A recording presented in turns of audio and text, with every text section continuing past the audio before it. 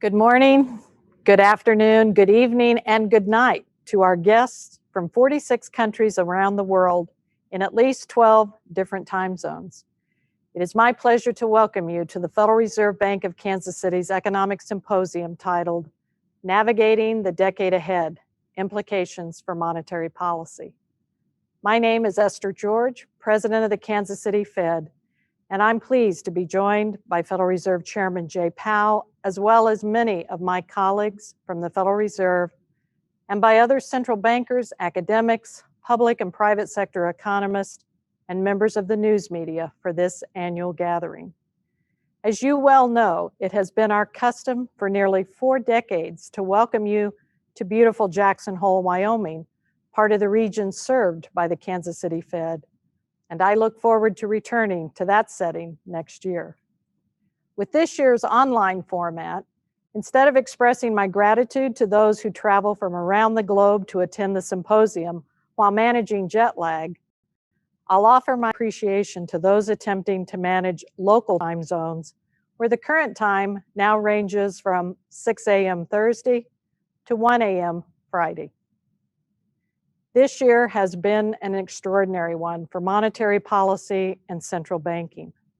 Many of the issues that we've talked about for some time, including the low level of interest rates, the slow pace of growth, the effects of heightened uncertainty, and how to effectively communicate monetary policy, have been amplified by the economic fallout of the pandemic.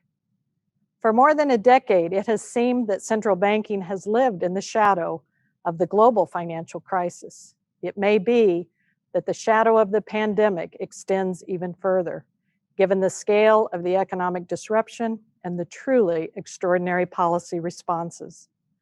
Our program is designed to cast light on these issues as we navigate the decade ahead. I look forward to the discussion, and I thank the authors and discussants who will provide insights on this year's topic. I also want to thank the staff who have worked tirelessly to anticipate and address the technological risk, uncertainty, and unpredictability of hosting a virtual symposium. We will attempt to maintain live participant discussion and debate with this format, understanding that technology, like monetary policy, may operate with long and variable lags. Regardless, the recordings of this year's proceedings will be available on our website, kansascityfed.org, where copies of the papers and other materials also will be posted as they are presented.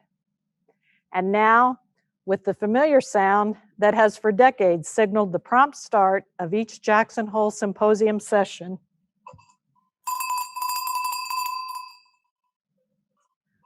let me turn to our program moderator, Susan Collins, to kick off the opening session.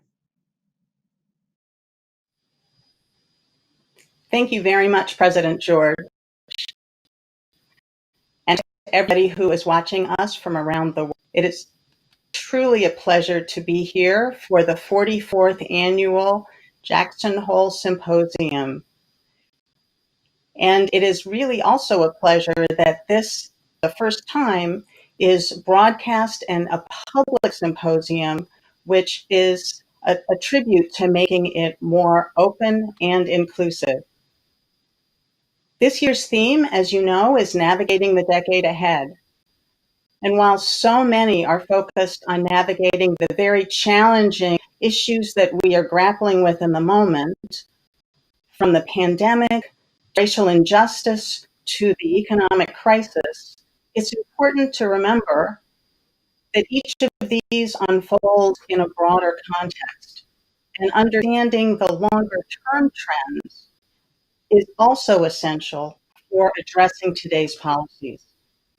And so this symposium's focus on the decline in long-term growth, on lower interest rates and inflation are as salient for economic and in particular monetary policy as understanding crisis management issues, as we will discuss during the symposium today. And so to get us started, it is my honor to introduce the Chair of the Federal Reserve Board, Jerome Powell.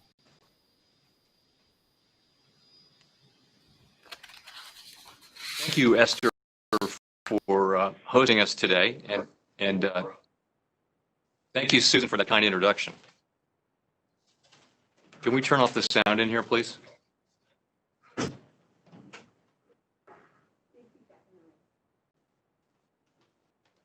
Thank you. The Kansas City Fed's Economic Policy Symposiums have consistently served as a vital platform for discussing the most challenging economic issues of the day. Judging by the agenda and the papers, this year will be no exception. For the past year and a half, my colleagues and I on the FOMC have been conducting the first ever public review of our monetary policy framework. Earlier today, we released a revised statement on longer run goals and monetary policy strategy, a document that lays out our goals, articulates our framework for monetary policy, and serves as the foundation for our policy actions. Today, I will discuss our review, the changes in the economy that motivated us to undertake it, and our revised statement, which encapsulates the main conclusions of the review. We began this public review in early 2019 to assess the monetary policy strategy, tools, and communications that would best foster achievement of our congressionally assigned goals of maximum employment and price stability over the years ahead in service to the American people. Because the economy is always evolving, the FOMC's strategy for achieving its goals, our policy framework, must adapt to meet the new challenges that arise. 40 years ago, the biggest problem our economy faced was high inflation. The great inflation demanded a clear focus on restoring the credibility of the FOMC's commitment to price stability. Chair Paul Volcker brought that focus to bear, and the Volcker disinflation, with the continuing stewardship of Alan Greenspan, led to the stabilization of inflation and inflation expectations in the 1990s at around 2%. The monetary policies of the Volcker era laid the foundation for a long period of economic stability known as the Great Moderation. This new era brought new challenges to the conduct of monetary policy.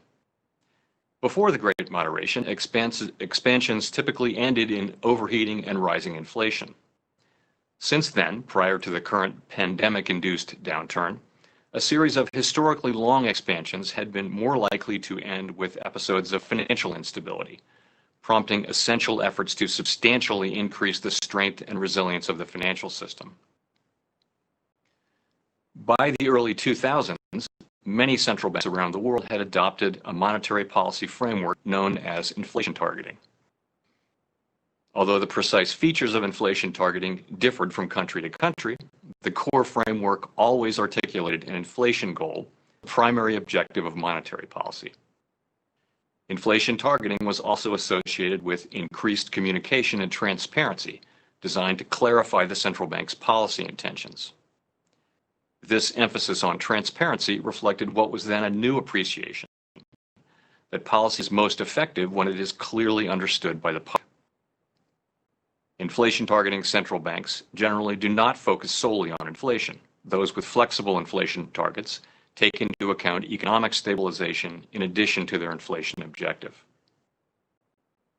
Under Ben Bernanke's leadership, the Federal Reserve adopted many of the features associated with flexible inflation targeting. We made great advances in transparency and communications with the initiation of quarterly press conferences and a summary of economic projections, which comprises the individual economic forecasts of FOMC participants. During that time, then Board Vice Chair Janet Yellen led an effort on behalf of the FOMC to codify the committee's approach to monetary policy.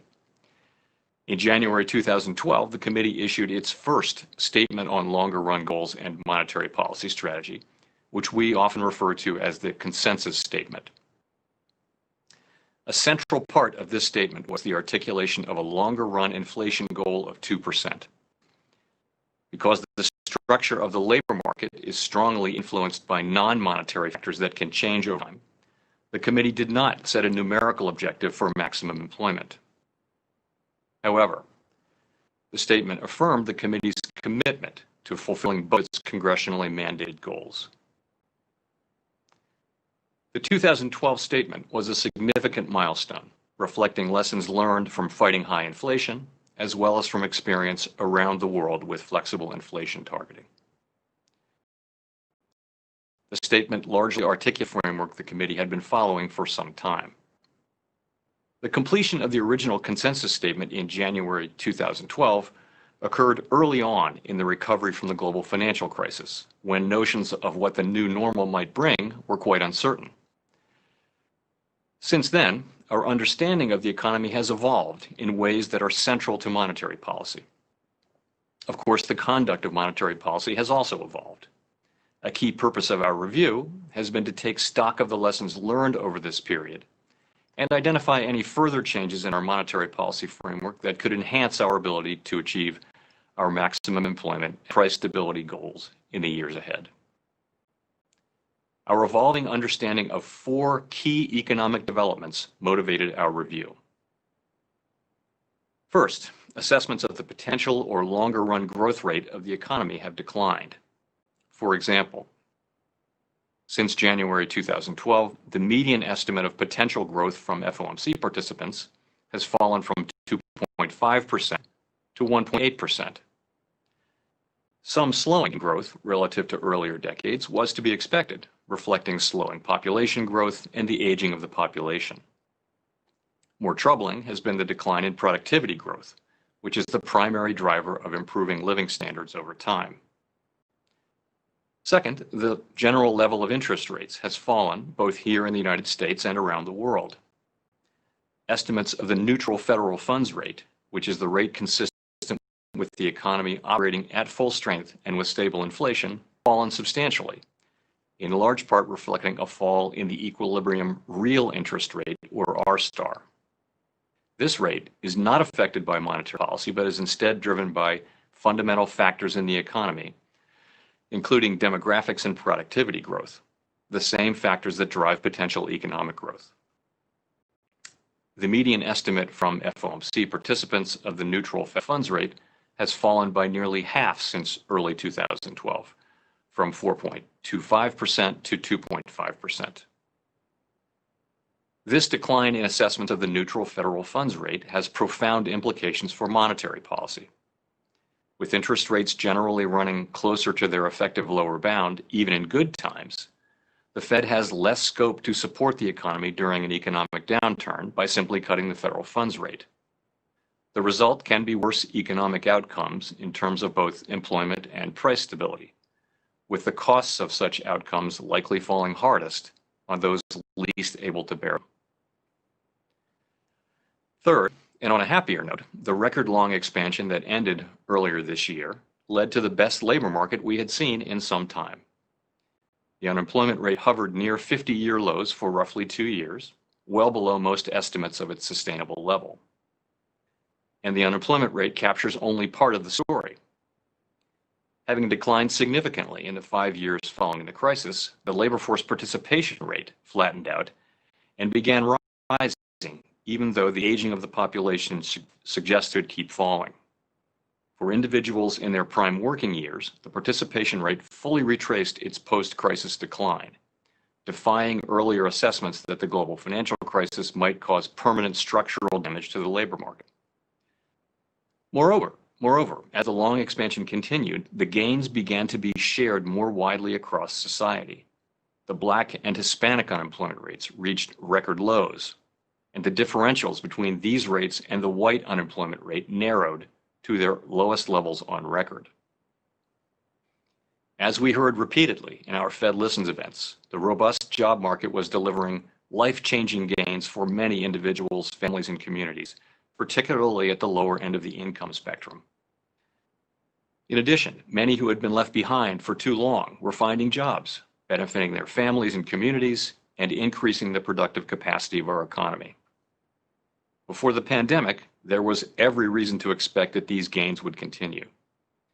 It is hard to overstate the benefits of a strong labor market, a key national goal that will require a range of policies in addition to supportive monetary policy. Fourth, the historically strong labor market did not trigger a significant rise in inflation. Over the years, forecasts from FOMC participants and private sector analysts routinely showed a return to 2% inflation, but these forecasts were never realized on a sustained basis. Inflation forecasts are typically predicated on the natural rate of unemployment, or U star, and of how much upward pressure on inflation arises when the unemployment rate falls relative to U star. As the unemployment rate moved lower and inflation remained muted, estimates of U star were revised down.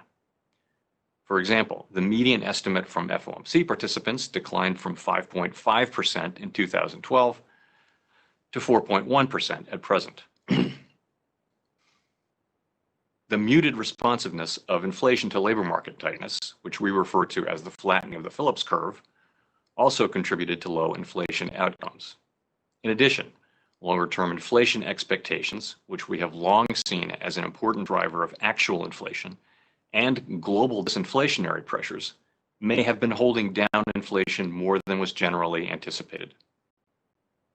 Other economies have also struggled to achieve their inflation goals in recent decades. The persistent undershoot of inflation from our 2% longer run objective is a cause for concern. Many find it counterintuitive that the Fed would want to push inflation up. After all, low and stable inflation is essential for a well-functioning economy. And we are certainly mindful that higher prices for essential items, such as food, gasoline, and shelter, add to the burdens faced by many families, especially those struggling with lost jobs and incomes. However, inflation that is persistently too low can pose serious risk to the economy. Inflation that runs below its desired level can lead to an unwelcome fall in longer-term inflation expectations, which in turn can pull actual inflation even lower, resulting in an adverse cycle of ever lower inflation and inflation expectations.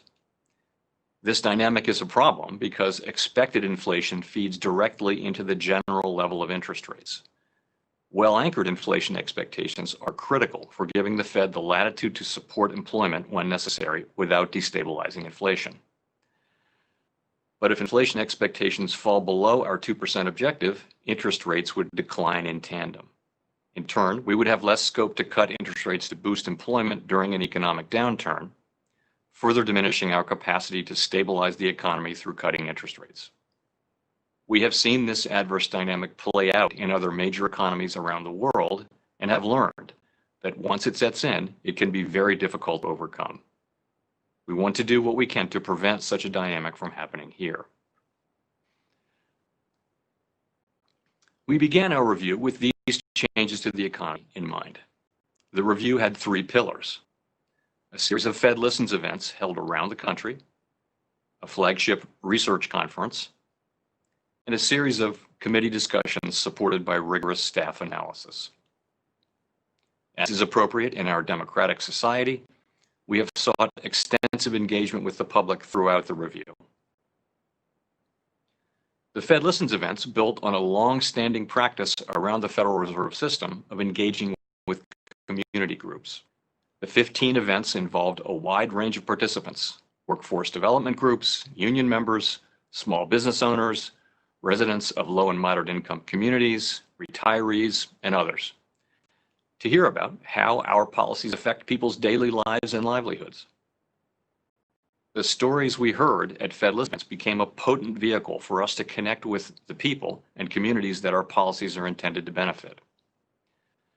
One of the clear messages we heard was that the strong labor market that prevailed before the pandemic was generating employment opportunities for many Americans who in the past had not found jobs readily available. A clear takeaway from these events was the importance of achieving and sustaining a strong job market, particularly for people from low and moderate income communities. The research conference brought together some of the world's leading academic experts to address topics central to our review, and the presentations and robust discussion we engaged in were an important input to our review process. Finally, the committee explored the range of issues that were brought to light during the course of review in 5 consecutive meetings beginning in July 2019. Analytical staff work put together by teams across the Federal Reserve System provided essential background for each of the committee's discussions. Our plans to conclude the review earlier this year were, like so many things, delayed by the arrival of the pandemic. When we resumed our discussions last month, we turned our attention to distilling the most important lessons of the review in a revised statement on longer-run goals and monetary policy strategy. The federated structure of the Federal Reserve, reflected in the FOMC, ensures that we always have a diverse range of perspectives on monetary policy, and that is certainly the case today. Nonetheless, I am pleased to say that the revised consensus statement was adopted today with the unanimous support of committee participants. Our new consensus statement, like its predecessor, explains how we interpret the mandate Congress has given us and describes the broad framework that we believe will best promote our maximum employment and price stability goals. Before addressing the key changes in our statement, let me highlight some areas of continuity. We continue to believe that specifying a numerical goal for employment is unwise because the maximum level of employment is not directly measurable and changes over time for reasons unrelated to monetary policy. The significant shifts in estimates of the natural rate of unemployment over the past decade reinforce this point. In addition, we have not changed our view that a longer-run inflation rate of 2% is most consistent with our mandate to promote both maximum employment and price stability. Finally, we continue to believe that monetary policy must be forward-looking, taking into account the expectations of households and businesses and the lags in monetary policy's effect on the economy. Thus, our policy actions continue to depend on the economic outlook as well as the risks to the outlook, including potential risks to the financial system that could of our goals. The key innovations in our new consensus statement reflect the changes in the economy I described. Our new statement explicitly acknowledges the challenge posed by the proximity of interest rates to the effective lower bound.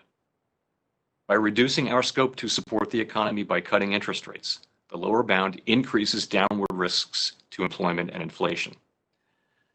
To counter these risks, we are prepared to use our full range of tools to support the economy. With regard to the employment side of our mandate, our revised statement emphasizes that maximum employment is a broad-based and inclusive goal.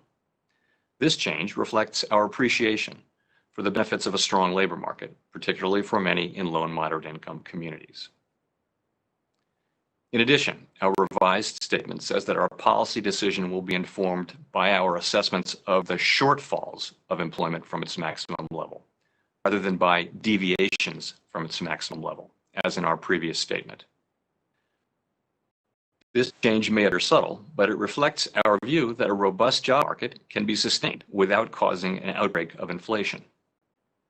In earlier decades, when the Phillips curve was steeper, inflation tended to rise noticeably in response to a strengthening labor market. It was sometimes appropriate for that to tighten monetary policy as employment rose toward its estimated maximum level in order to stave off an unwelcome rise in inflation. The change to shortfalls clarifies that going forward, employment can run at or above time estimates of its maximum level without causing concern, unless accompanied by signs of unwanted increases in inflation or the emergence of other risks that could impede the attainment of our goals. Of course, when employment is below its maximum level, as is so clearly the case now, we will actively seek to minimize that shortfall by using our tools to support economic growth and job creation. We have also made important changes with regard to the price stability side of our mandate. Our longer run goal continues to be an inflation rate of 2%. Our statement emphasizes that our actions to achieve both sides of our dual mandate will be most effective if longer-term inflation expectations remain well anchored at 2%. However, if inflation runs below 2% following economic downturns, but never moves above 2% even when the economy is strong, then, over time, inflation will average less than 2%. Households and businesses will come to expect this result, meaning that inflation expectations would tend to move below our inflation goal and pull realized inflation down. To prevent this outcome and the adverse dynamics that could ensue, our new statement indicates that we will seek to achieve inflation that averages 2% over time. Therefore, following periods when inflation has been running below 2%, appropriate monetary policy will likely aim to achieve inflation moderately above 2% for some time.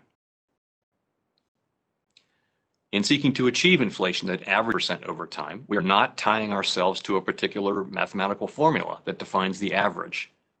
Thus, our approach could be viewed as a flexible form of average inflation targeting.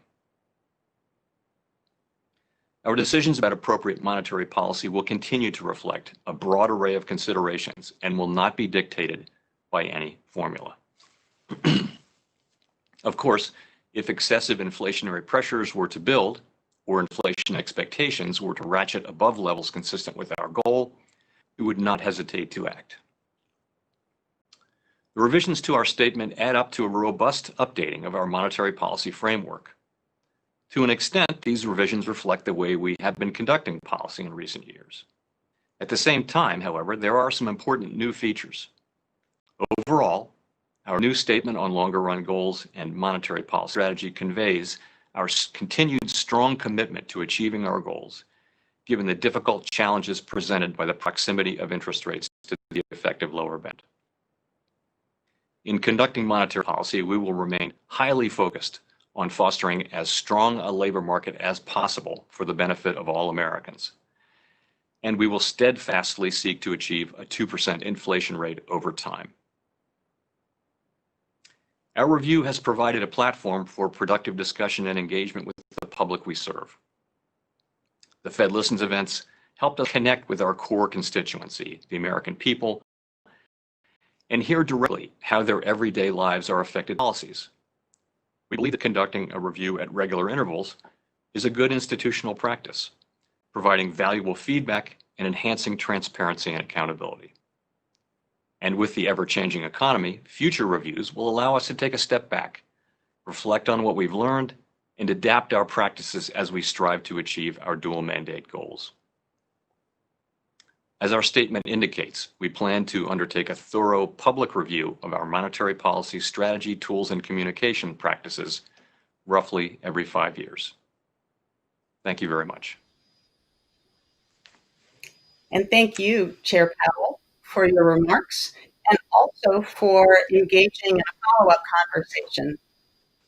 I actually believe that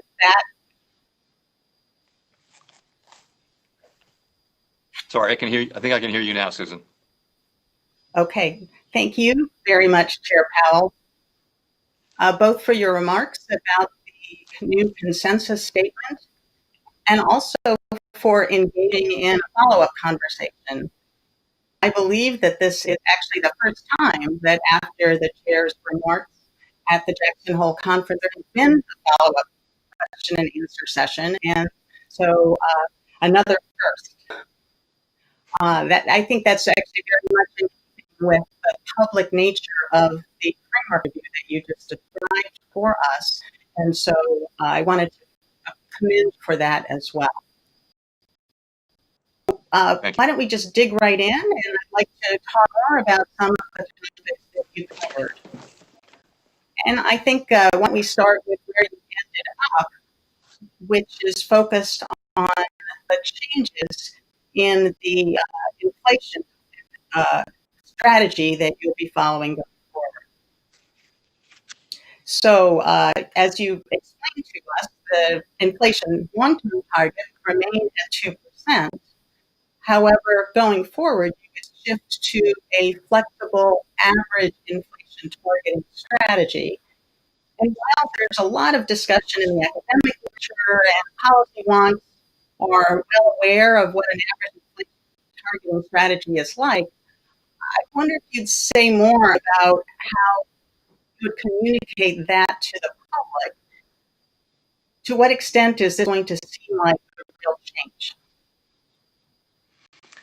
Well, so the public communication of it is very important, as you point out. And as I mentioned in my remarks, we're well in the Fed Listens events and many other engagements that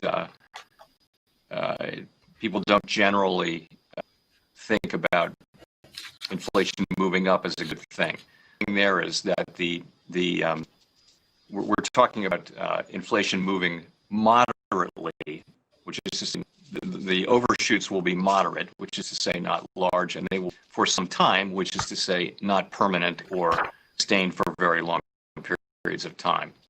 So I think it's very important that we get that message out. It's also important that I think that people understand that this is not a formulaic approach. The committee will continue to consider all of the things that it typically considers in making monetary policy, but will aspire to have inflation run above 2% after periods in which it runs for an extended period below 2%, so that we can average 2%. So I think that concept should be well understood, and I think it's the appropriate one. When we began the review, we understood that the situation we're in calls for an exploration of makeup strategies of various kinds, and this seems to us to be the right makeup strategy, where undershoots of inflation are not forgotten, but are made up in a way that allows us to to continue to consider all the other things that come into monetary policy,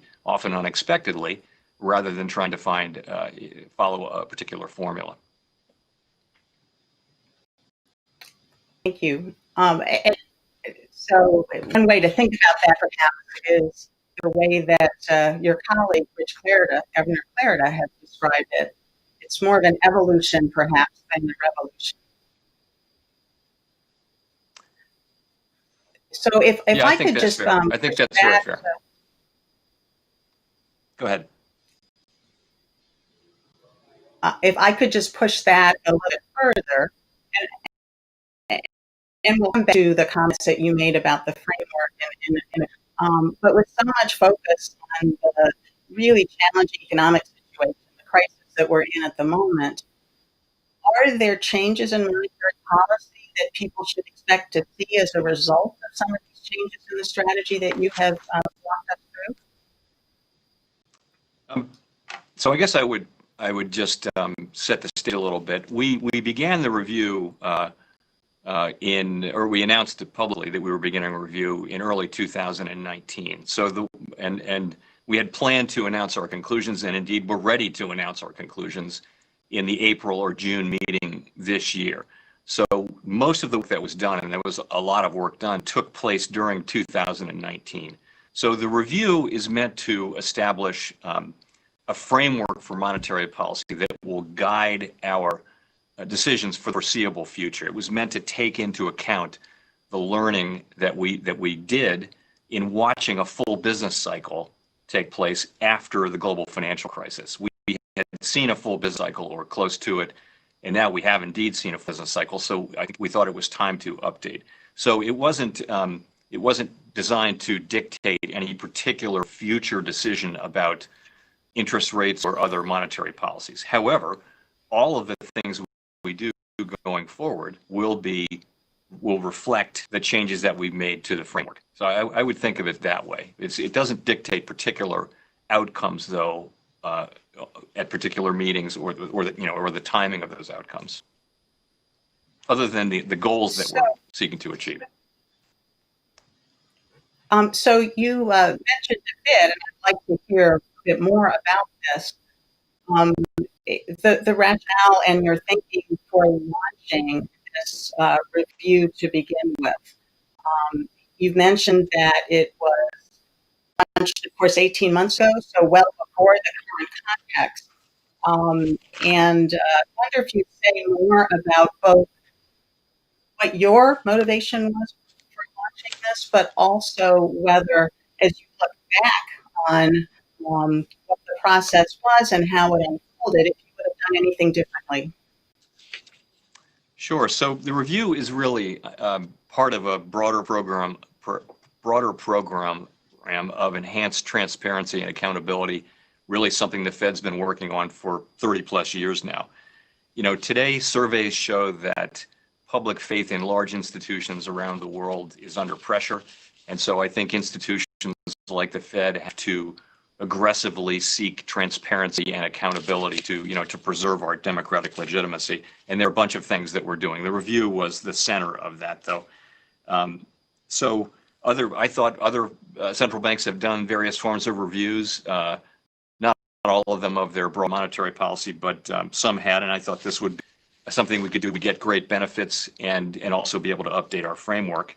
And the economic question we had to answer was how to adapt our framework to what we really had learned since the global financial crisis during that long expansion.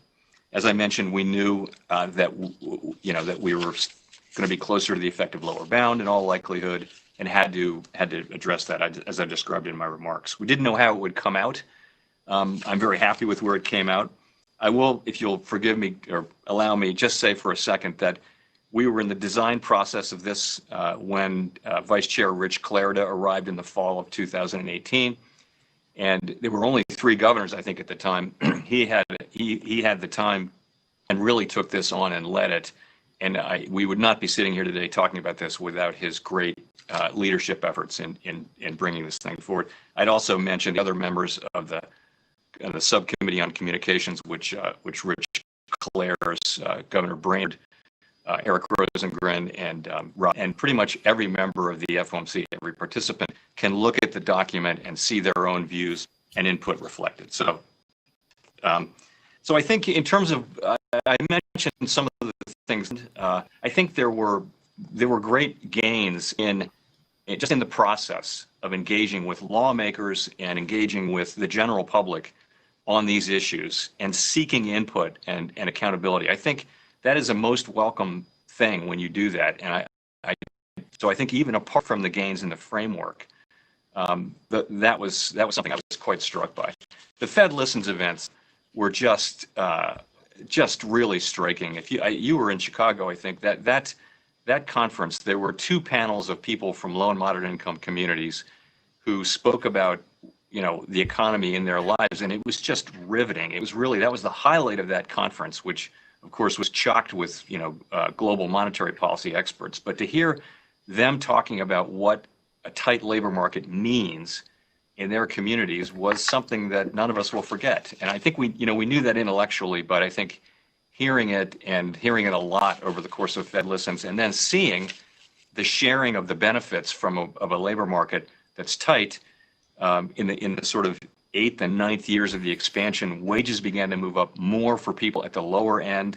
We saw labor force participation. We saw employers doing lots and lots of things to recruit people who might not have been recruited earlier. So it's a very virtuous thing, and one that I mentioned in my remarks will take support from Congress over time too. It's not just about monetary policy. It's about education. It's about training. It's about healthcare. It's about all the things that enable people to get into the labor force and stay there and progress in their careers through the labor force. So I think those are some of the things I take away from the process. So, I mean, as someone who did participate in at least some pieces of the process, I will also comment on just how public and open, as you mentioned, is often not thought of as an institution that really does reach out to the public and engage in different ways. I wonder if you'd say a bit more about how, as a regular process, the influence of voices from the public actually does play a role in terms of monetary policy decisions and thinking, because that's a topic I think is not at all well understood by the public. Well, we have, through the Reserve Bank system, we have a unique really presence in communities around the United States.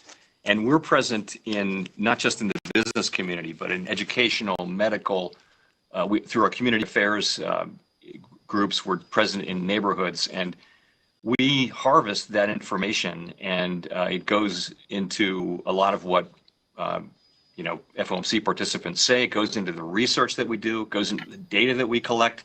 We collect a lot of unique data on diverse outcomes among different groups and that kind of thing. And all of that goes into our FOMC deliberations. In particular, it informs our understanding of what maximum employment really means. So we focus on, at every FOMC meeting, in every briefing, in pretty much all of my public remarks and my colleagues' public remarks in the monetary policy report, we will call out different, for example, unemployment rates and labor force results for different racial groups.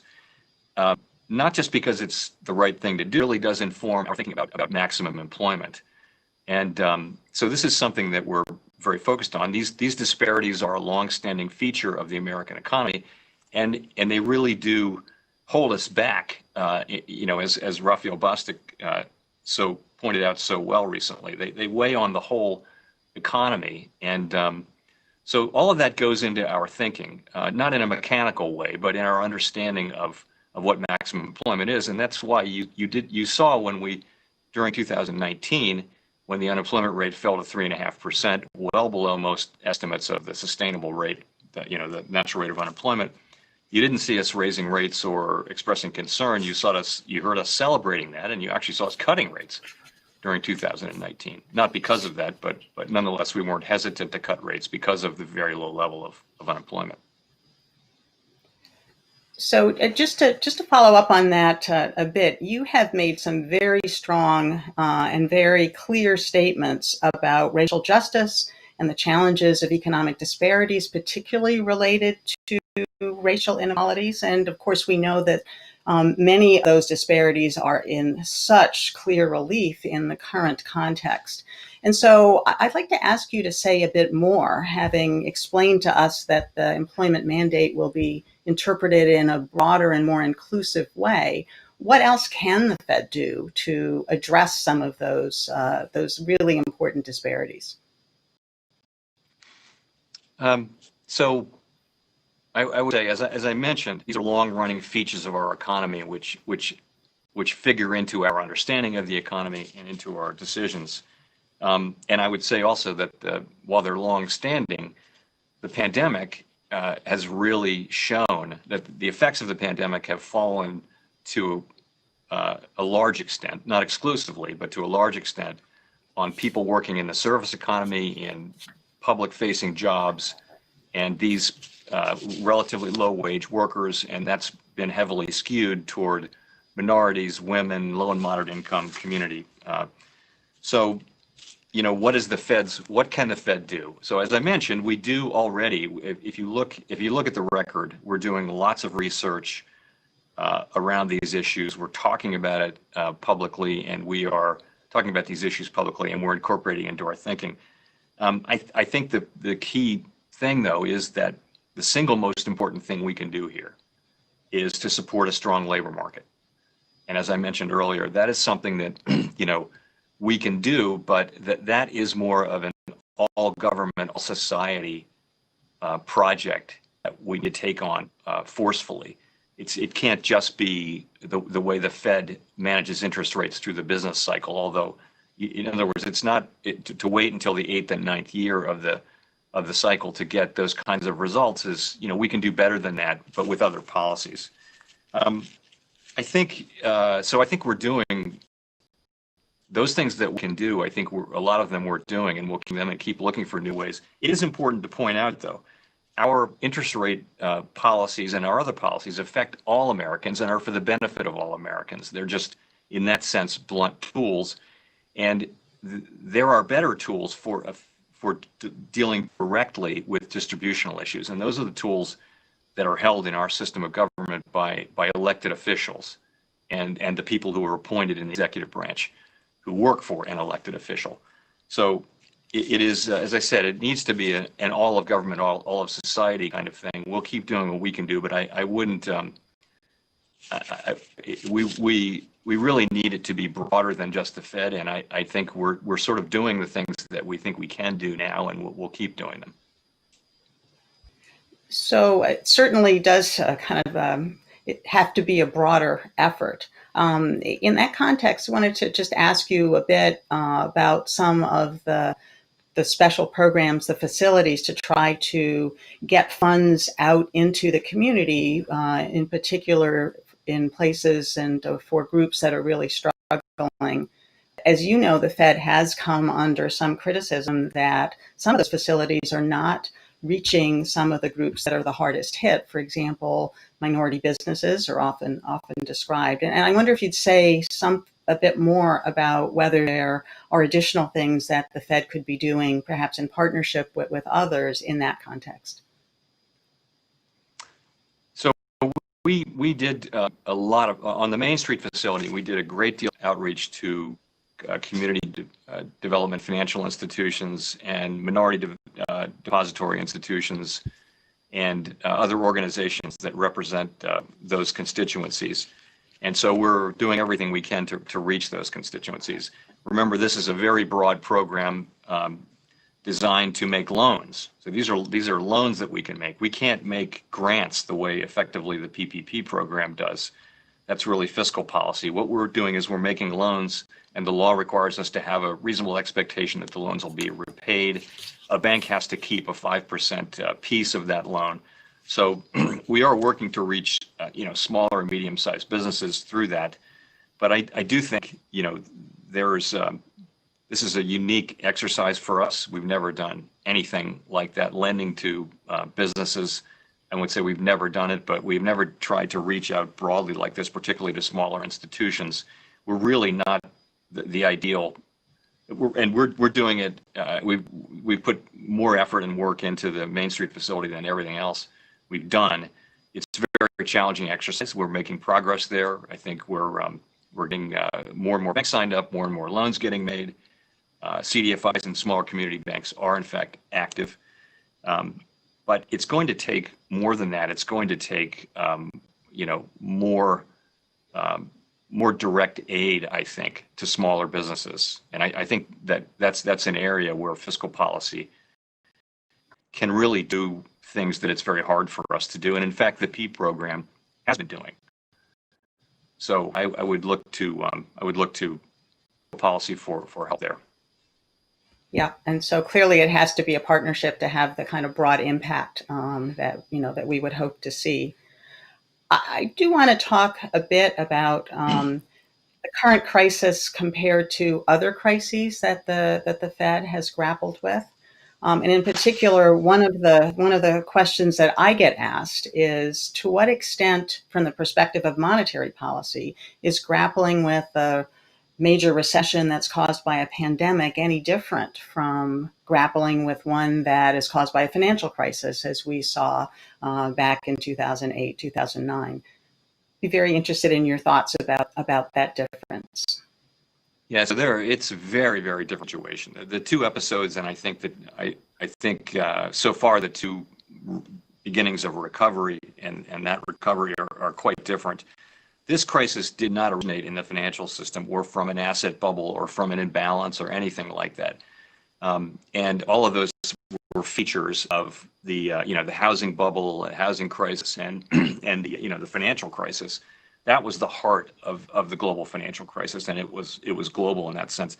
This really was a natural disaster that hit an economy that was doing well, with a banking system that was well capitalized and highly liquid and understood its risks pretty well, and has actually been a source of strength. So that's very different. Although we have seen lines emerge in the broader financial system, in the capital markets, for example, under great stress. We've seen something, and no doubt we'll come back and look at those when it's time to do that.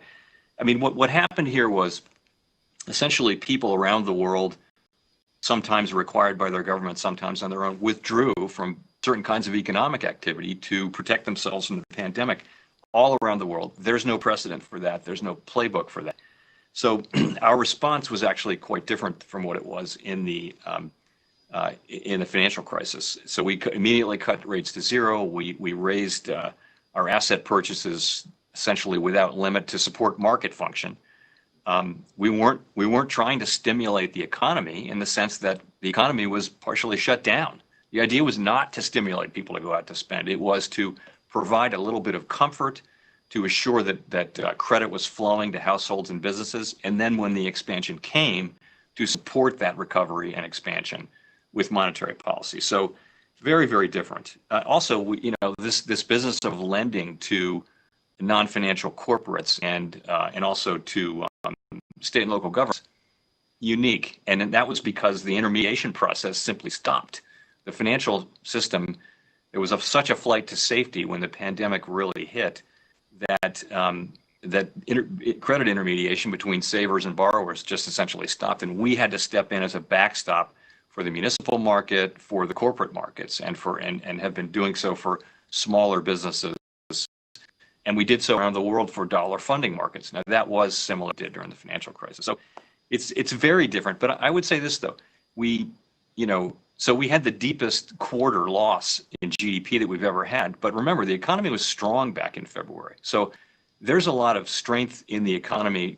The recovery in May and June came sooner and was stronger than expected. So there's still a healthy economy under here, except for this area that's been directly affected by COVID. So if we can keep the disease under control, the rest of the economy can recover fairly quickly.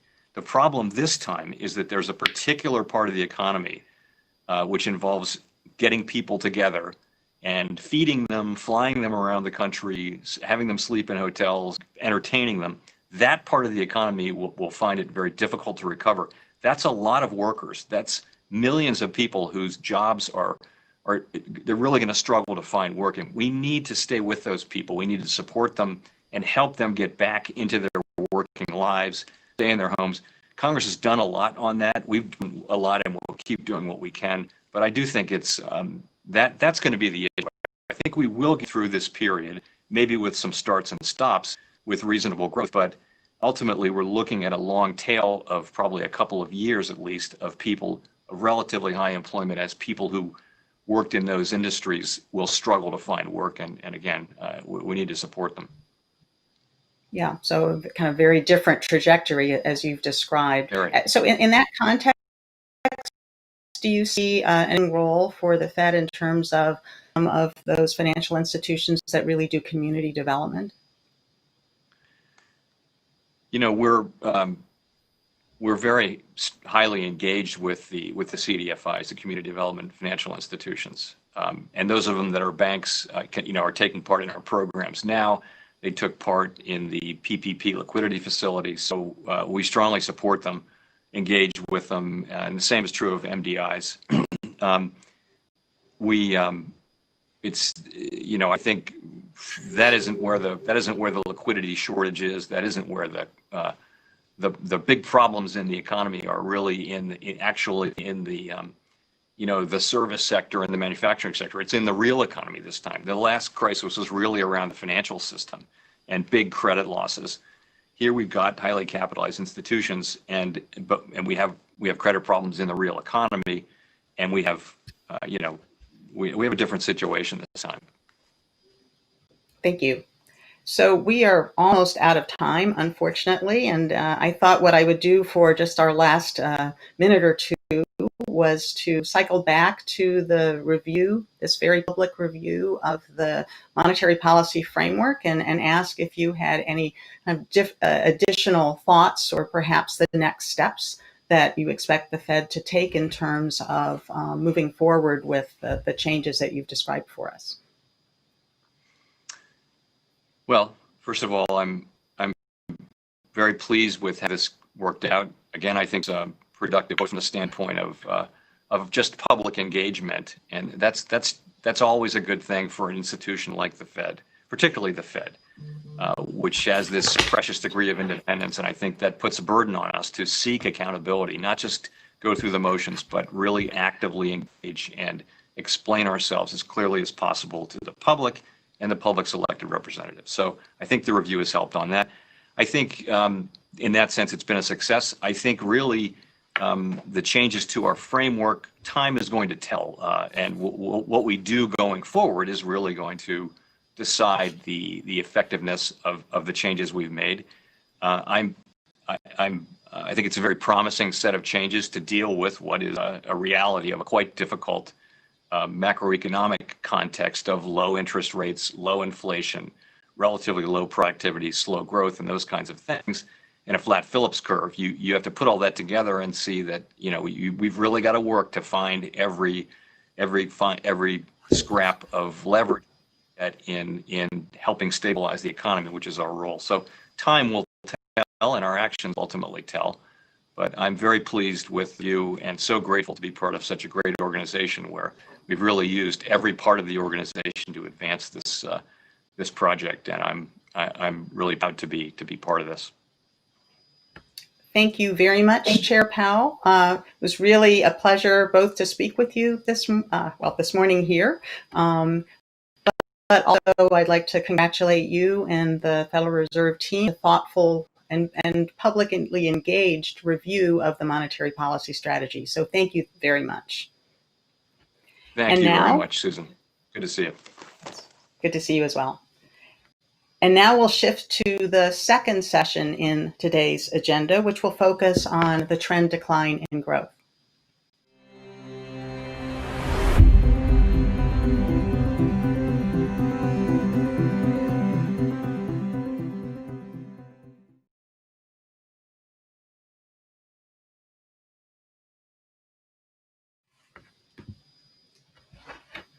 And the paper for this session will be presented by the author, Rufik Akajit, from the University of Chicago. So thank you very much for this kind introduction. Today, I'll be talking about the productivity slowdown and the declining business dynamism in the US and around the world. And this is joint work with Sinatesh from Federal Reserve Board. As all participants are familiar with, there has been a productivity slowdown in the US over the past several decades, and it is important to understand the underlying mechanism in order to come up with the right policy recommendations. So what we try to do in this background paper, is to put together several other trends at the micro level that can shed light on the macro productivity slowdown in the US. And more specifically, the question that we're asking is, why is there a productivity growth slowdown and decline in business dynamism? And in order to answer this question, what we tried to do is we went back to the firm level data and individual level data and tried to understand what's happening at the micro level, because at the end of the day, a macro economy consists of many, many micro agents in terms of firms and individuals. So what we observe in the data are the following important trends. Number one, market concentration has been increasing, meaning that sectors are being dominated more and more by several market leaders. And these market leaders are charging higher markups over time. And as a result, they are increasing their profits. And when we look at the share of profits, or the profit share of GDP, that's been increasing over time. And on the flip side, the labor share, meaning that the income that goes to labor as a fraction of GDP, has been decreasing over the past several decades. And what's really important here is that when we look at the market concentration and labor share, they're negatively associated, meaning that more concentrated markets feature lower income for workers. And another important fact in the data is that when we look at the productivity gap between market leaders and followers, that productivity gap has been increasing. Normally, in a competitive market, we would expect that the productivity would be parallel for both market leaders and followers, and there would be turnover at the frontier. Unfortunately, market leaders' productivity has been increasing fine, but the followers have not been able to keep up with the market leaders. As a result, the productivity gap has been increasing. And the fact that market leaders have been dominating more and more the markets, this discouraged new firms, and as a result, firm entry rate has been declining, and the share of young firms and the economic activity by the young firms have been declining during that time. And when there's less entry, obviously job reallocation rate from less productive incumbents to more productive entrants has been also declining during that time. Another important fact in the data is that when we look at the growth rate distribution of firms, year-to-year growth rate distribution of firms, the dispersion of that growth rate distribution is informative because it tells us how much firms are experimenting with new technologies. If a firm is coming up with radical technology, that firm will grow very rapidly and it will steal jobs from other unproductive firms. And on the flip side, this unproductive firm will be shrinking. So as a result, the dispersion in the growth rate distribution of firms tells us that it's a dynamic economy with a lot of experimentation. Unfortunately, in the data, we observe that the growth rate distribution has been shrinking over time, which means that there is less experimentation with new technologies. And as a result, after these micro observations at the macro level, we observe productivity growth slow down. And we also see a decline in real interest rate during that time. So are all these empirical facts related?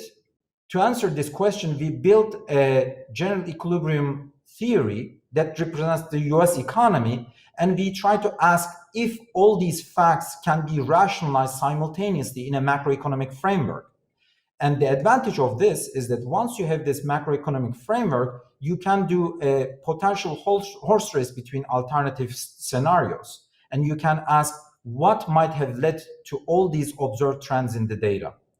And indeed, we try to entertain several alternative hypotheses. For instance, a lower effective corporate tax rate during that time for incumbents. Second, a higher R&D subsidy to incumbents during that period, or an increase in entry barriers. Another potential explanation that we implemented is that maybe due to some other reasons, there have been a decline in interest rate, maybe due to discount rate of the household. Another potential explanation was ideas becoming harder. So as a result, the innovativeness of the firms are declining. And another hypothesis that we entertained was weaker union power during that time. Unfortunately, none of these mechanisms could speak to all these 11 facts simultaneously, except one fact. And that fact is the lower knowledge diffusion, meaning that when a market leader comes up with new technologies, we see less and less diffusion of this technology to market followers. Because it's not only important to come up with new technologies, but diffusing these technologies is also important to make the entire economy more productive. Unfortunately, we see this knowledge diffusion declining over time. And this can also be interpreted as even if the market followers are learning about these technologies, they are not able to implement these technologies due to various reasons. And the question is, why is knowledge diffusion declining over time? So in order to answer this question, I'm going to go back to the data and I'm going to look at some other new trends that we see. For instance, when we look at patenting of the firms, the patenting by the largest 1% of the firms have been increasing tremendously. Around 1980s, 35% of the patents were produced by the largest 1% of the firms. Today, this number went up to 50%. When we look at the share of inventors working for young firms, around year 2000, this number was about 15%. Now, less than 8% of the inventors are working for young startups. And that decline could be a productive reallocation, or it could be varying. In order to answer this question, whether this is productive or not, let me show you two additional facts. The fact on the left is showing that when an inventor moves from a small firm to a large incumbent, the innovativeness of this inventor is declining. They are producing less patents and they are influential patents.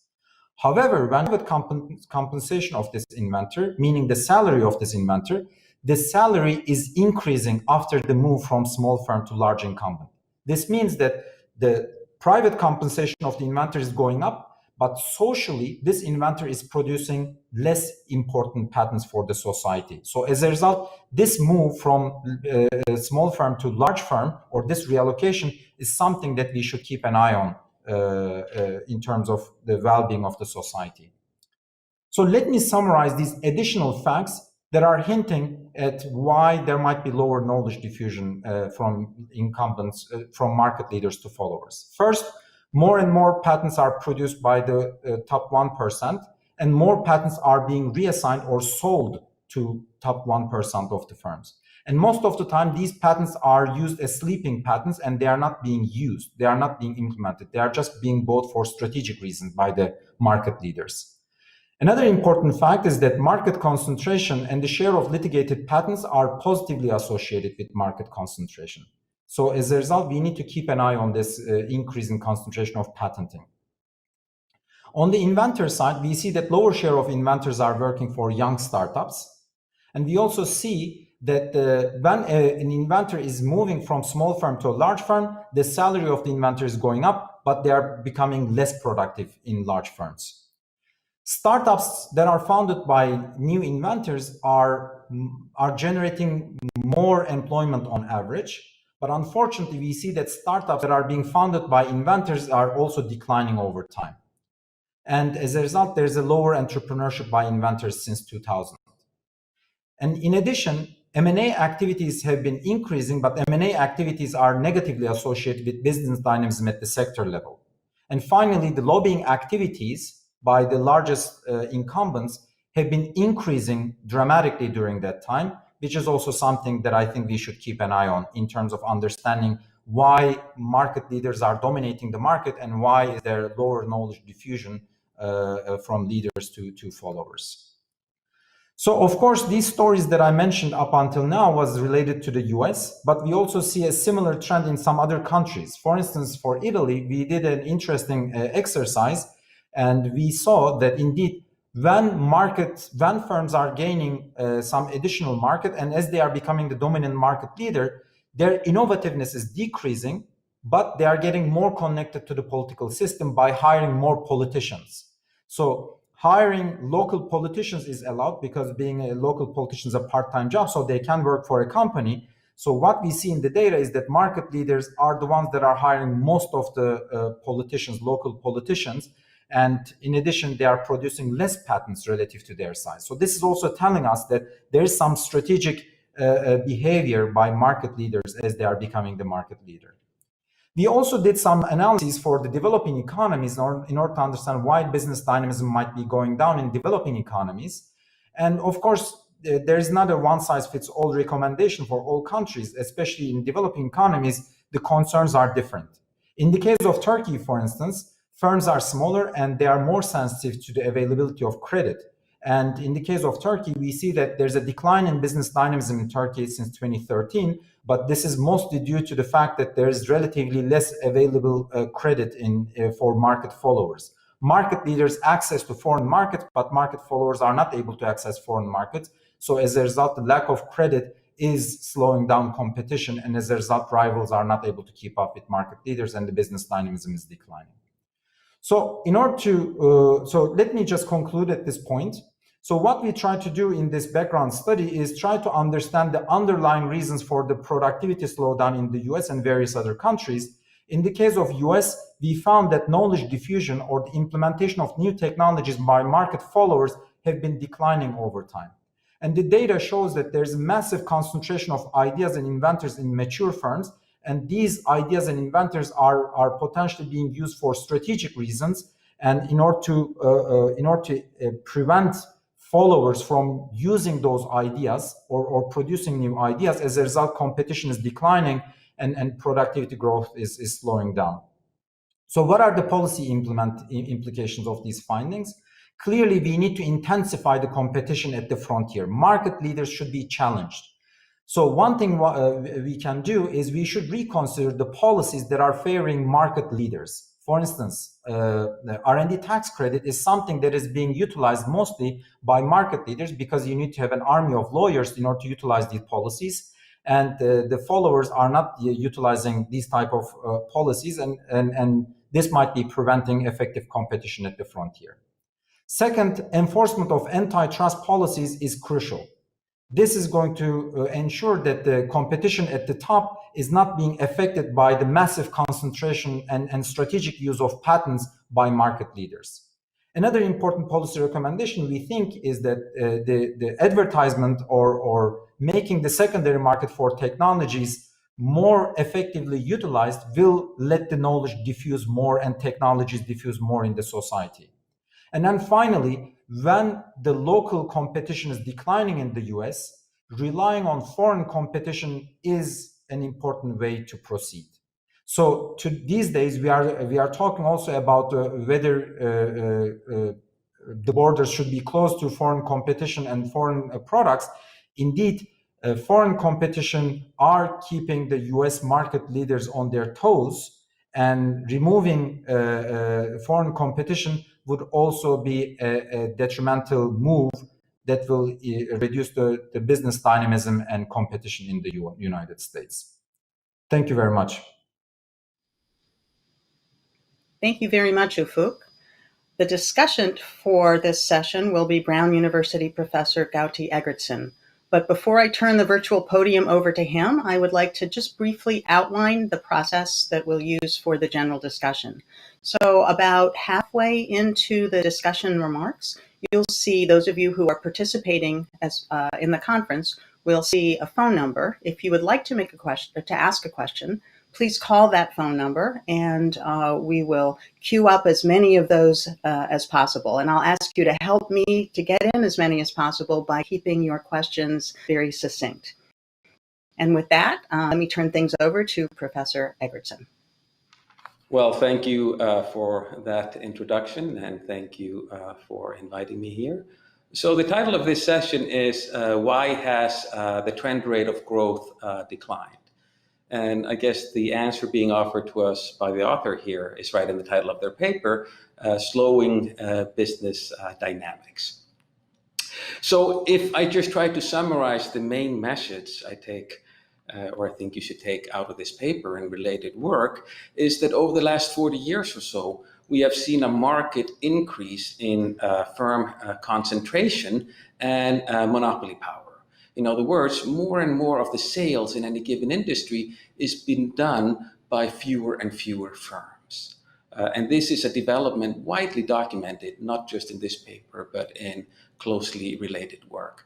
Now, so the idea in this paper is then to tie this development to slow down in the trend growth of the economy, or productivity growth. So what is the trigger here? So the thinking is that this has led, or associated with this has been a reduction in business entry, in innovation, and in overall dynamism in the economy. Now, so what's the channel the authors are here focusing on?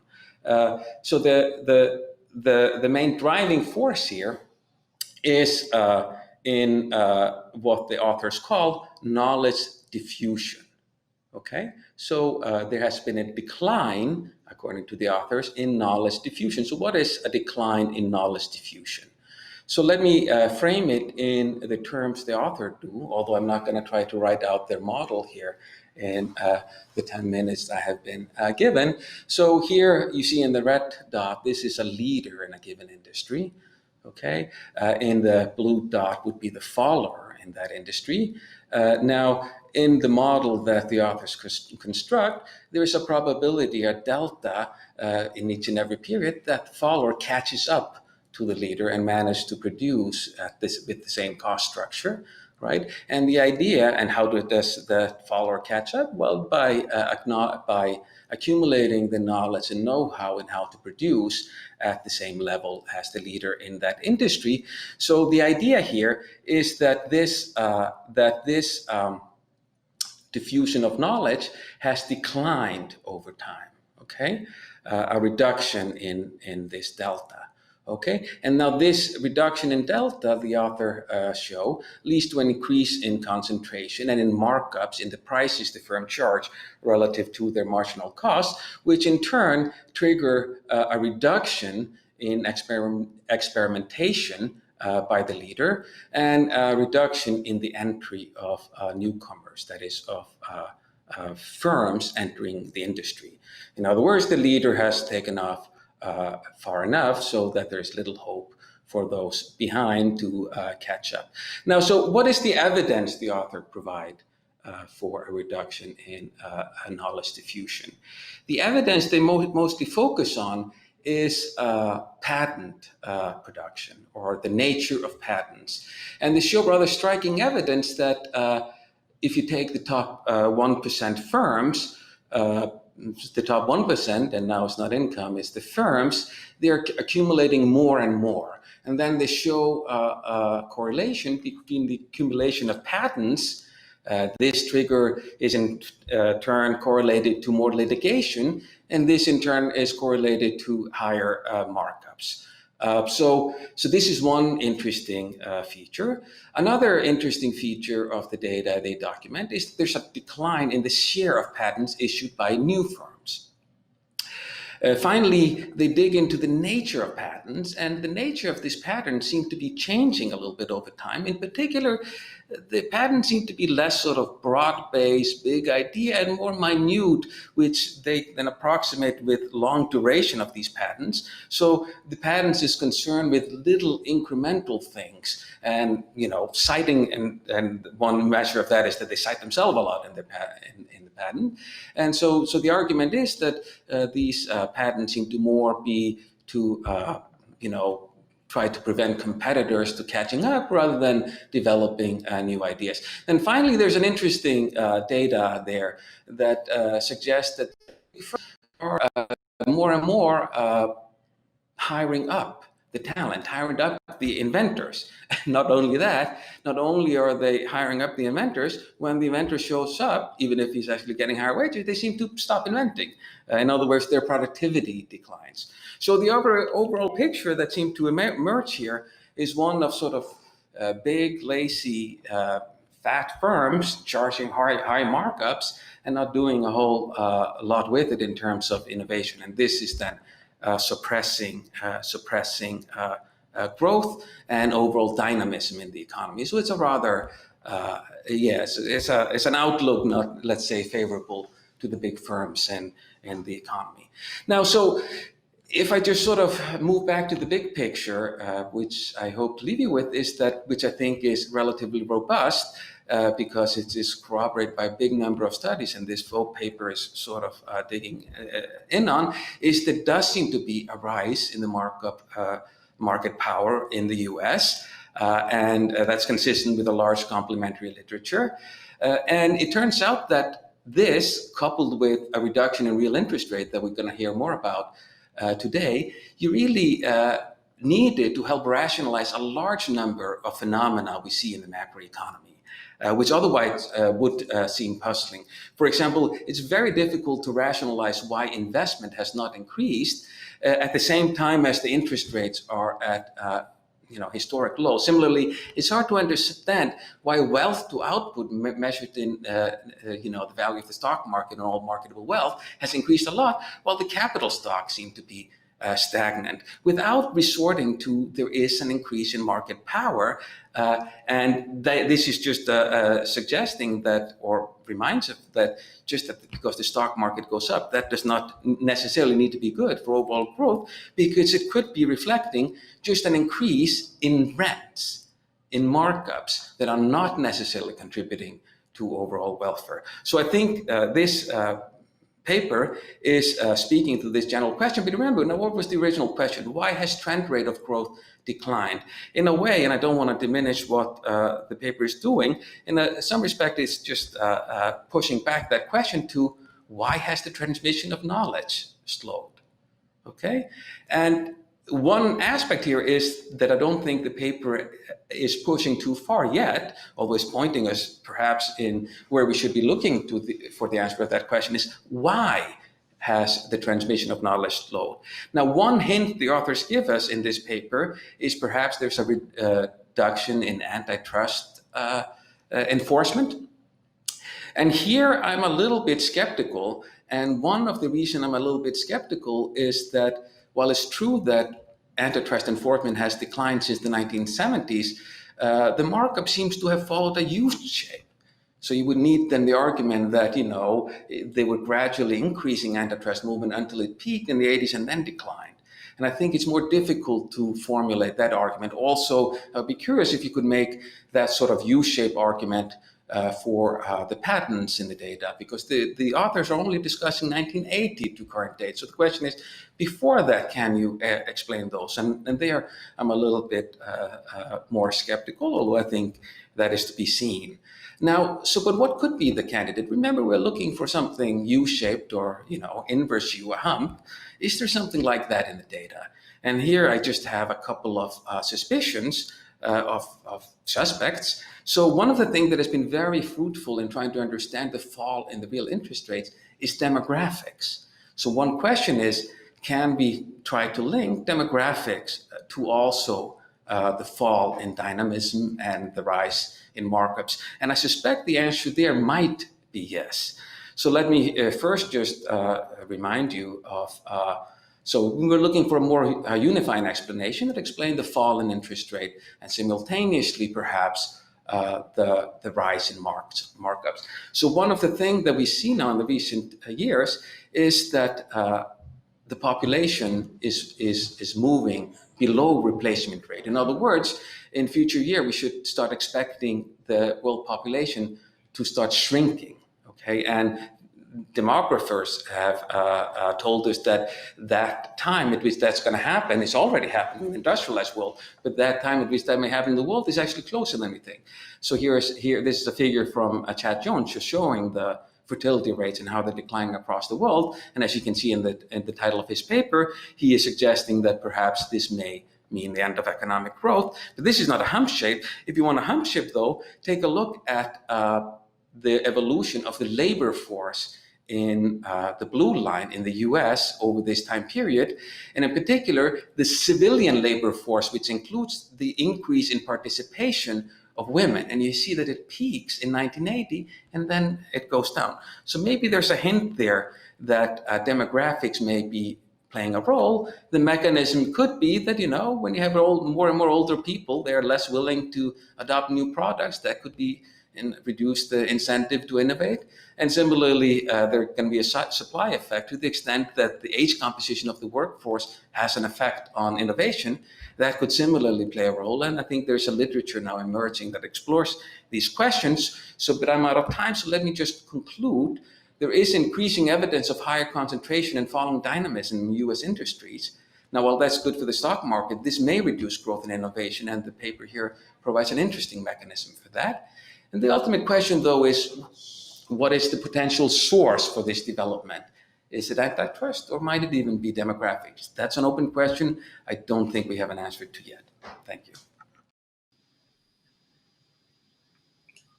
Thank you very much. There are many interesting and important issues on the table, and we do have a number of people who would like to ask a question. And so in a moment, we will go in this order. First, Jose de Gregorio. Second, Laura Velkamp. Third, James Viterba, Ignacio Visco. And fifth, Chad Syverson. However, let me, while we're setting up, let me take the prerogative of the moderator to ask the first question. And this work, I think, really convincingly highlights the key role of knowledge diffusion in helping us to understand the decline in business dynamism and slower growth. I'd like to hear more about what the impact of lower interest rates is in that context, in particular to the extent that market leaders are able to respond more aggressively. That could actually change, perhaps exacerbate some of the dynamics that are discussed in the paper.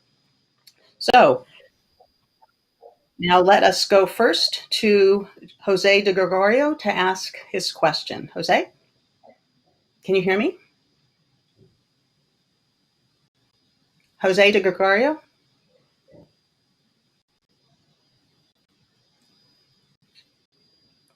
Jose? Okay.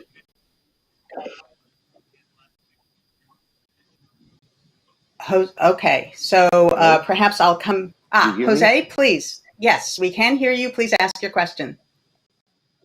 Yes, I'm here. Hello? Yes, we can hear you.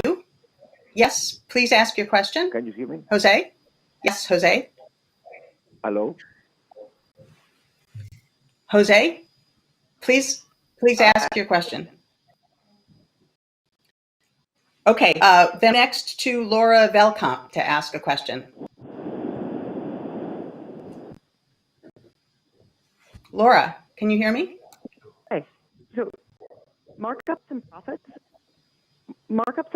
are usually seen as evidence of market power, but they can also be seen as compensation for risk, as we'll hear more about the last 12 years.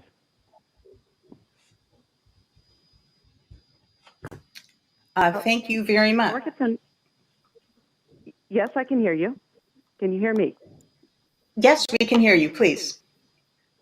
Okay.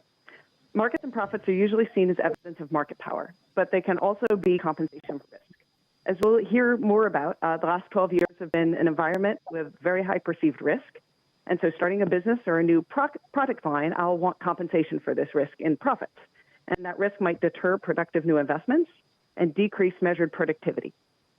It might also not deter unproductive incumbents, leading to dispersion. So what facts lead us to believe that high returns reflect technology diffusion and not risk? Or are these complementary theories? Thank you. Great, thank you very much. Next, we will go to James Viterbo. Jim?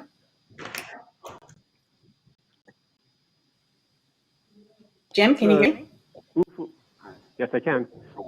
Yes, thank you, Susan. Ufuk, I wanted to pursue the very interesting fact you report on the compensation of inventors as they move from small startup firms to firms, when you show that their patent inputs to decline afterwards, but their compensation rises. Is there anything in the data that lets us distinguish they've become less productive inventors or their work has been pushed off somehow from they've become more managerial and they've taken on, for example, the role of managing a larger team of the bench work inventors, so that in some sense their comp has gone up because they in fact have a larger scope of command and control, but at the same time they're not doing as much of the patent work which they would have done before. That would seem to fit with the fact pattern, but it seems to have a different implication for how we think about what we learn about this for the innovation process. Great, thank you, Jim. We'll go next to Ignacio Visco. Ignacio, can you hear me?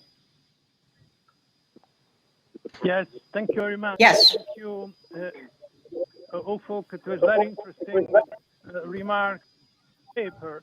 You also had some ideas about the... Thank you, Jim. We'll go next to Ignacio Visco. Ignacio, can you Do you hear me? Yes. Yes, we can hear you. Thank you. Thank you, Ufuk. It is a very interesting paper and the presentation. You also mentioned the low rate of productivity in Italy in the last decades, and you try to connect that with some political issues, and that is certainly a relevant factor, but it is only statistically significant. I think it is less economically significant. The low rate of productivity in Italy depends on the dwarfism of industry, the small size of firms, and a substantial low level of knowledge. And the question is, since you mentioned large diffusion as a factor for the reduction in productivity growth in the States, my question is whether there is also a relation between the level of knowledge and the diffusion of knowledge. Clearly, the nature of knowledge needed by a society changes over time. It's not always the same kind of knowledge. And there may be a presumption that the level of knowledge has actually fallen in the last decade, and because it has also changed in the meanwhile. And this may explain the reduction in diffusion and therefore the reduction in the growth of productivity, as it may explain in a country like mine the low level of productivity associated with the low level of knowledge. And therefore a message would be to increase education, increase the investment in knowledge. I would like to know what you think about it. Thank you very much. Great, thank you. We will try to get 3 more questions in, and I will ask folks if you could please be as succinct as possible so that we have time for that. So next up is Chad Syverson, and then we will go to Geeta Gopinath, and then Deborah Lucas. So Chad, your turn. Sure. Thank you very much. Actually, my question very much parallels what Jim Paterba asked. That interesting fact about inventors moving from startups to incumbent companies. I can understand why the inventors are moving, given the higher salary. The question is, why are the incumbents willing to pay what seems to be ex post rents for prior inventive activity? If they just want the patents, it seems that they could just buy the patents alone, not hire the inventors. So I think it's important to try to get at the mechanism behind why the incumbents want to hire these inventors past their peak, so to speak. And I think maybe Jim's management angle is a good way to start looking at that, backing that up. Thank you. Great, thank you. Geeta Gopinath. Geeta, can you hear me?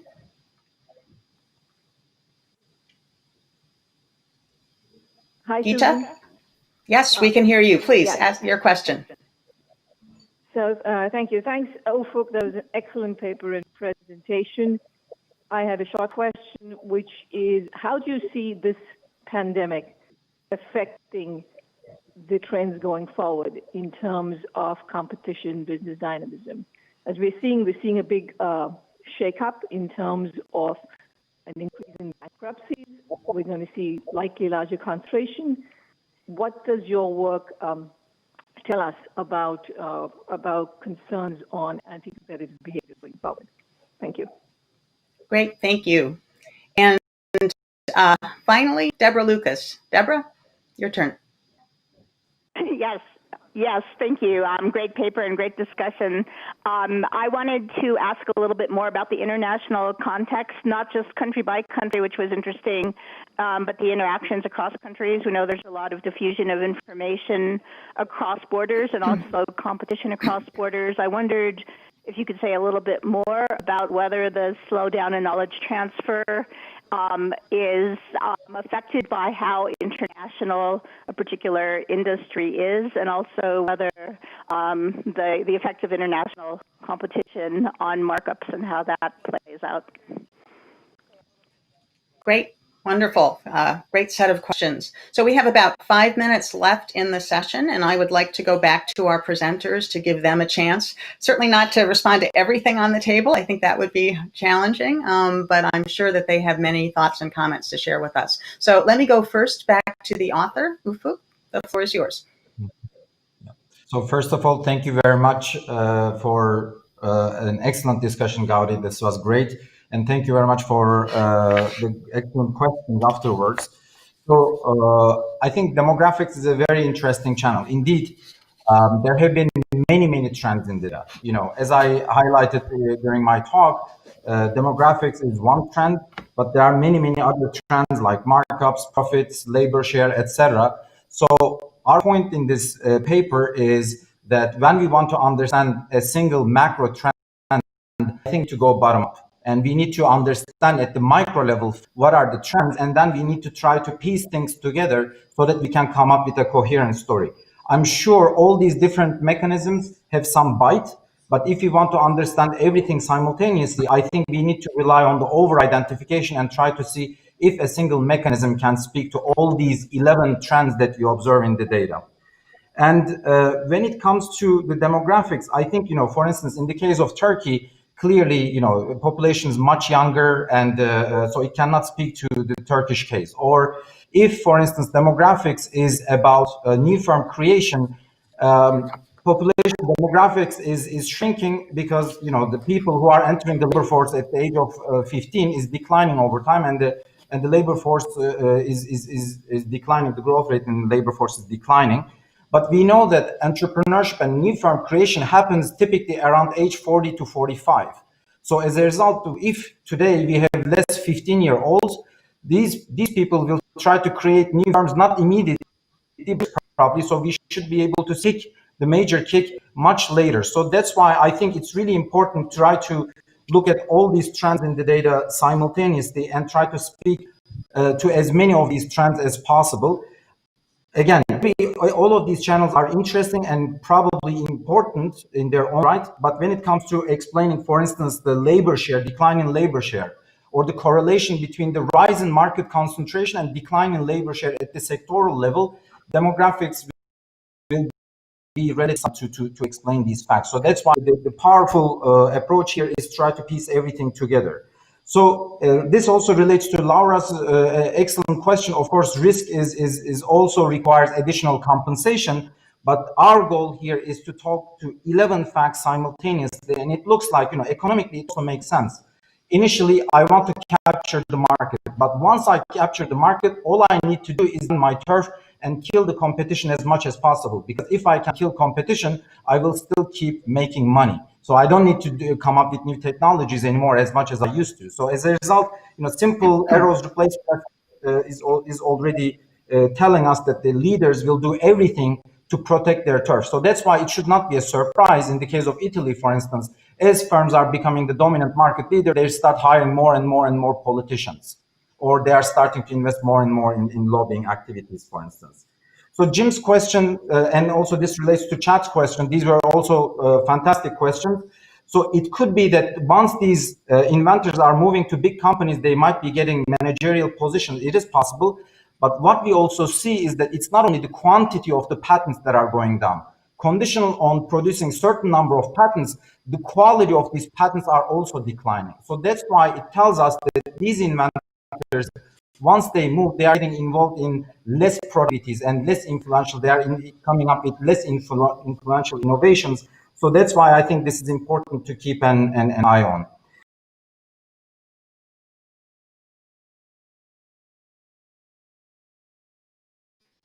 There is that it's true that once you have these firms, incumbents killing competition, there will be less innovation. There will be less knowledge creation. As a result, not only knowledge diffusion will go down, but also the level of knowledge will go down because the firms will be innovating less.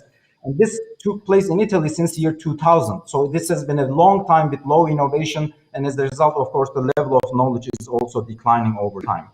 So Gita's question on the pandemic, I think this is an excellent question. And in the case of pandemic, obviously, we saw a lot of firms exiting, and the new firm creation has been also declining.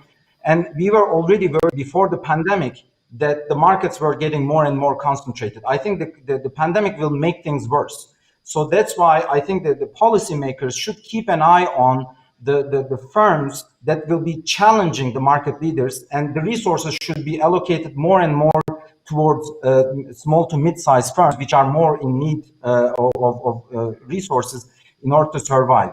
So that's why I think, everything else equal, I think the things will get worse after the pandemic, but there's only one potential silver lining here, which is that, of course, there are good firms and there are bad firms. If bad firms are more likely to exit in the case of a crisis, so maybe there might have been some positive selection after all, after this pandemic. And hopefully, despite the fact that there has been a lot of exit, hopefully relatively worse firms exited the economy. And as a result, overall, there might have been a positive selection in the end. And then finally, Deborah's question on knowledge diffusion. So here, what we try to say is that indeed, it's not only about knowledge diffusion, it's also about implementation. So even if I know something from the market leaders, even if I learn from the market leaders, if I'm not allowed or if I'm afraid of executing my idea because I will be sued in the court, for instance, then it's worth nothing if I, whether I know this knowledge or not. So that's why I think, so here we need to be careful with the term. It's both knowledge diffusion and implementation. And the global market leaders are becoming more and more dominant, and they are just building a thicket around themselves, and they are building a wall around themselves by both relying on the system and also the IP system in order to slow down the competition. So that's why I think we need to keep an eye on this competition channel. Excellent. Thank you very much. While we're out of time, I really do want to go back to Gauti and see if he has any remarks that he'd like to ask, but I'll invite him to be brief. Gauti? Yeah, I think it's good that Ufuk had time to go over things. I have nothing really to add except to say that this is just an exciting research agenda that I look forward to following more in the future. Thank you. Thank you very much, and really an excellent research agenda and set of papers and a wonderful discussion. So I'd like to thank the author, the discussant, and the excellent questions that the audience. We'll shift next to the second session, which will focus on catastrophic events.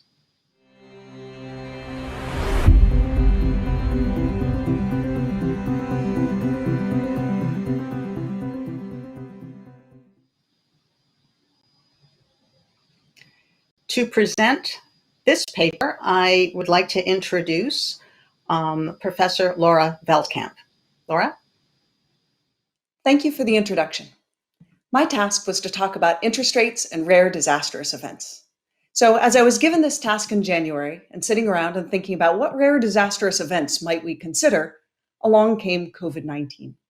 So along with my co-authors, Julian Kozlowski of the St. Louis Federal Reserve and Venki Venkateswaran of NYU, we decided to look into what are the long-term effects of COVID-19 for output and for interest rates. So why would there be long-term effects of a pandemic that we all hope will soon be resolved? So we looked into two mechanisms by which this would propagate. One is belief scarring and the other is capital scarring.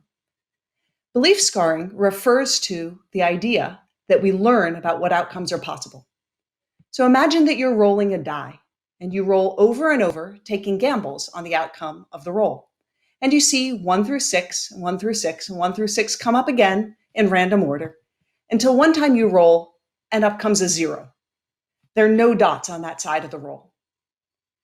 Well, forever after, how you gamble will be affected by the fact that you've seen that 0 is a possible outcome on this die.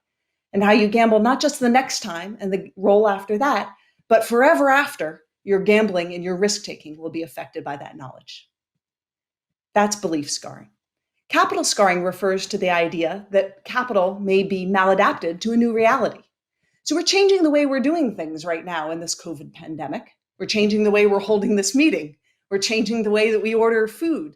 We're changing the way that we work and commute in the space. And along with those changes, some of the kinds of capital we used to use, restaurant space, office space, airplanes, and hotels, are becoming underutilized. And some of these changes will stick. We're changing our habits, we're changing our preferences, we're becoming comfortable with new technologies. Some of that will revert once all of this is passed, but some of it won't. And the part that doesn't will leave behind this capital stock that's not as valuable as it used to be. That's capital scarring. So what does tail events have to do with all of this? Well, we learn a lot from tail events. They're much more likely to scar our beliefs. Ordinary events don't teach me very much. I've seen recessions that are ordinary recessions. I've seen booms. I've seen lots of one standard deviation events. And when I see another one, I say, okay, I got it. It looks kind of like the ones in the past, but I haven't seen pandemics and I haven't seen many financial crises, not in the country that I live in, that I operate in. I thought these things were unlikely, nearly impossible until I saw them arise. And now I ask myself, could this happen again?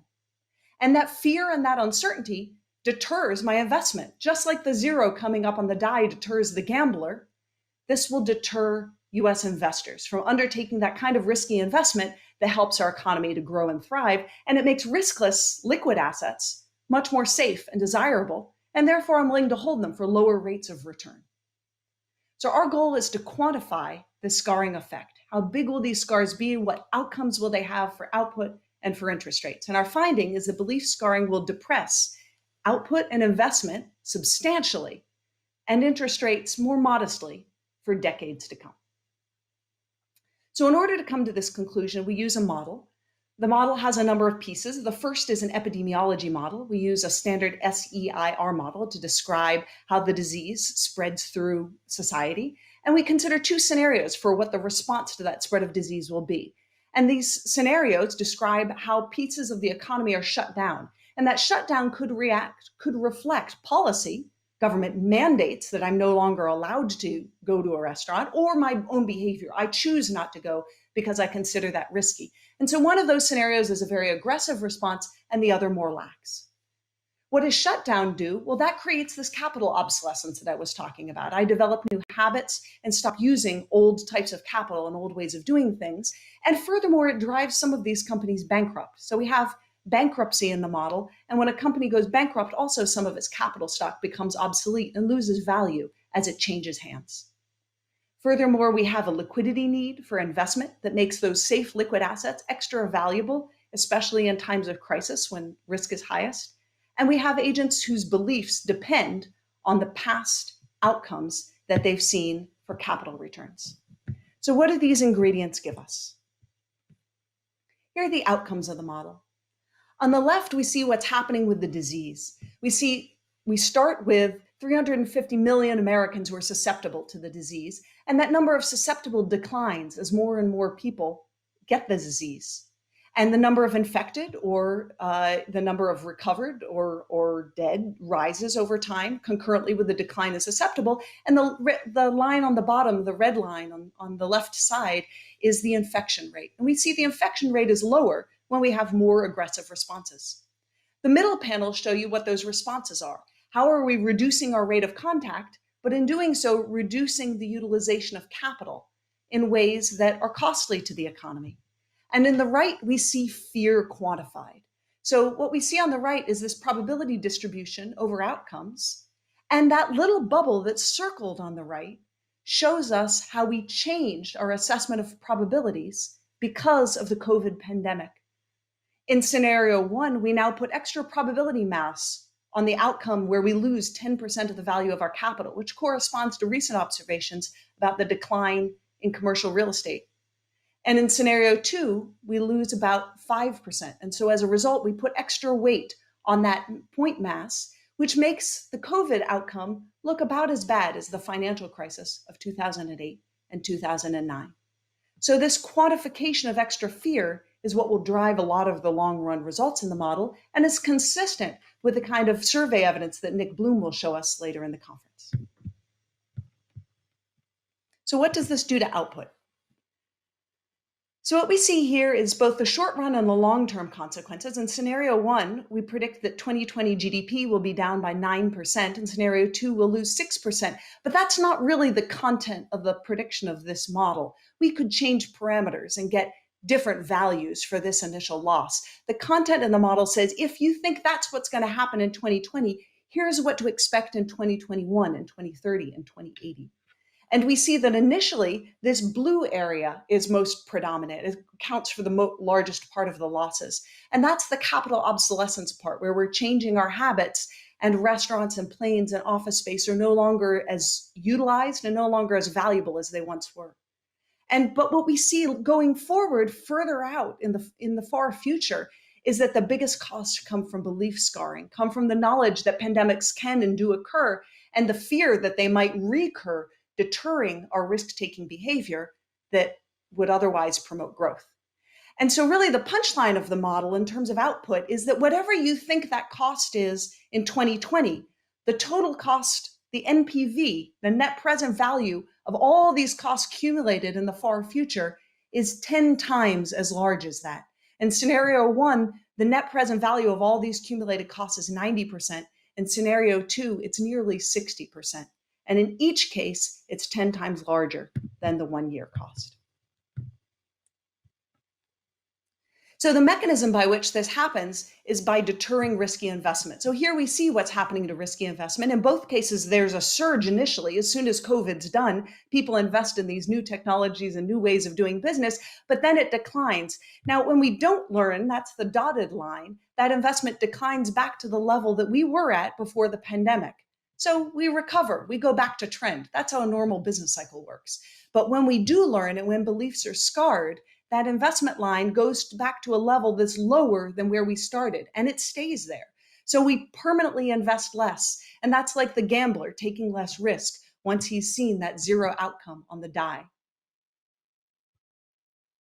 So what implications does this have for financial markets? Well, for financial markets, we see more modest predictions than for the real economy. So the credit spread is just a half a basis point higher than it was, and equity over assets is only 1% changed. So we see these modest effects because when the price of risk goes up, firms take less of that risk. And so they compensate for the other changes in the economy. Where we do see big effects of this belief scarring is in the options prices that are reflective of tail risk. So the option implied skew and the third moment derived from it changes substantially. And finally, the riskless rate. We predict a long-term decline of 0.7%. Now, in the short run, as this plot shows, there's a much larger decline in interest rates. And that's what we saw immediately after we got the news about the COVID pandemic taking root here in the United States. But it will rapidly recover, but not all the way. If we learn, and that's the solid line in that graph, and we believe that the world is riskier because of these events that we've gone through, then we're going to have a long-term demand for safe liquid assets that exceeds the pre-pandemic level. And that scarring, belief scarring and capital scarring, will make safe liquid assets more valuable and reduce their rate of return, often known as R star, by 67 basis points for decades to come. Excellent. Laura, thank you very much for presenting your paper. The discussant will be Professor Ken Rogoff, but before I turn things over to him, just a quick reminder that we will handle the discussion, general discussion part, the same that we did for the last session. And I'd ask you please to be succinct so we can get in as many questions as possible. So, Ken Rogoff. Ken?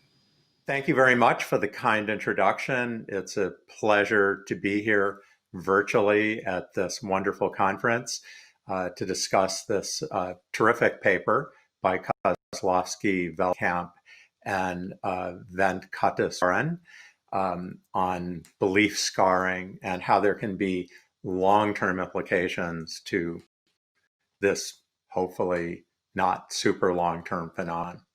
I have to say at the outset, I'm a big fan of these authors' work along these lines. They've done a series of really terrific papers. They build very much on the work of Robert Barrow, who emphasized that rare catastrophes can have a huge effect on not just on asset prices and economic outcomes. So Barrow showed that you could really go a long ways in explaining the equity premium puzzle by having outside events. And the basic idea is very simple. Those of you that have studied the equity premium puzzle know the hard thing to do is get people to be risk averse enough. Well, if you put in there that there's a chance of something really, really bad happening, that of course has that effect, and you can get a big equity premium, and you can also get much lower safe interest rates. It's actually very, very sensitive, his model. So Robert's done a series of very nice papers on this. I have to mention also my late colleague Marty Weitzman simultaneously wrote papers differently, and in some ways in the flavor that this most recent effort by Laura and her co-authors have taken. Instead of having tail events, wars, pandemics, financial crises, instead of getting all the action from that, Weitzman made the observation that we really don't know the parameters. And if people aren't sure of the parameters and they're constantly estimating them through some Bayesian process, that adds thick tails. And actually, his intuition's not so different than the intuition in this paper, that when you're uncertain of the parameters and you see something, you might attach a fairly large weight to it. Now, I have to say, one of the things that Weitzman cautions in his 2007 AER paper is your results can be very sensitive to the parameters. So I myself have borrowed Robert's work on trying to explain really low interest rates, secular stagnation. Obviously, there are implications for debt dynamics, although it doesn't translate that you want to do something to scare people so that your interest rate is very low. What Laura and her co-authors have contributed, among other things, to this literature, making it more empirical, but also bringing in the real economy. How can it feed back to the real economy? And certainly the example of COVID-19, unfortunately, just is all too true. Now, I'm been very sympathetic to all their papers, and I'm very sympathetic to claim in this paper that you get this very long-tailed effects. How could it be otherwise? It's going to affect our society. It's going to affect our politics. It's going to affect our technology. It's going to affect everything. That said, it's even though the model in some ways using off-the-shelf parts, there's a lot of things going on. It has epidemiology, it has a rich economic model, there's a original approach to thinking about Bayesian learning of the tail events. And so, there's a sense in which I can't fully know where everything's coming from, but I find the parts that are going into it very reasonable and the results very reasonable. Now, the idea that tail events could have a long effect, I want to say is an old one, not all the analysis they put in, but actually there's quite a well-known paper by Bill Nordhaus from 1974, where he talks about how scarred people's expectations and actions were by the Great Depression. And Nordhaus gave an explanation of why were interest rates so low and why did equities seem to go up so fast after World War II. And although he didn't have the tools of the Barrow model or anything close to what Kozlowski, Veldkamp, and Venter-Karas-Warren have, you can see from this quote, he really is about the same thing. And of course, those of you that had parents or grandparents that lived through the Great Depression, know how scarred they were. And John Kenneth Galbraith made this claim that actually it moved stock markets for a long time. You just gave people a whiff of a Great Depression. And in a sense, something like that's going on here. I think from an epistemological point of view in economics, this paper represents a shift, which I think we need to think about given what's going on. We've had 2 black swan events in the last 10, 12 years. And the normal models we have growing out of the 1970s, 1980s, that sort of famously the real business cycle models, Lucas, Sargent, and others, had shown, had sort of a frequentist approach. The agents know the model, the central bank knows the model, everybody knows the model. And there were some papers on Bayesian learning, but they didn't really carry a lot of traction. Here, it's the show. We just have to recognize that these transitions can be very important. So I think this paper makes a very important point. Now, I've been citing their papers for quite some time. In fact, I've given presentations in front of many of you where I've shown graphs from their papers and such, and I'm very sympathetic. That said, it's not easy to show that if you look at the markets that they're necessarily worrying about that much. And I've used some of the author's results on skewness, measuring the third moment of stock market volatility as opposed to the VIX, which is the second moment. And this is a graph showing they're actually negatively correlated over time. When the VIX goes up, the skewness can actually go down. That happened in March of this year, where the VIX rose, skewness fell, then the VIX went up, skewness went down.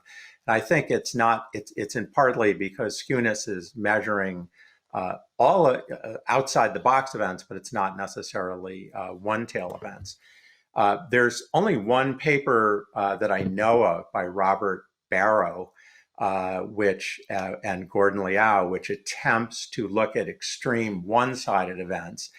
And that too involves a lot of parameter assumptions, but they're trying to use option prices just to capture the downside.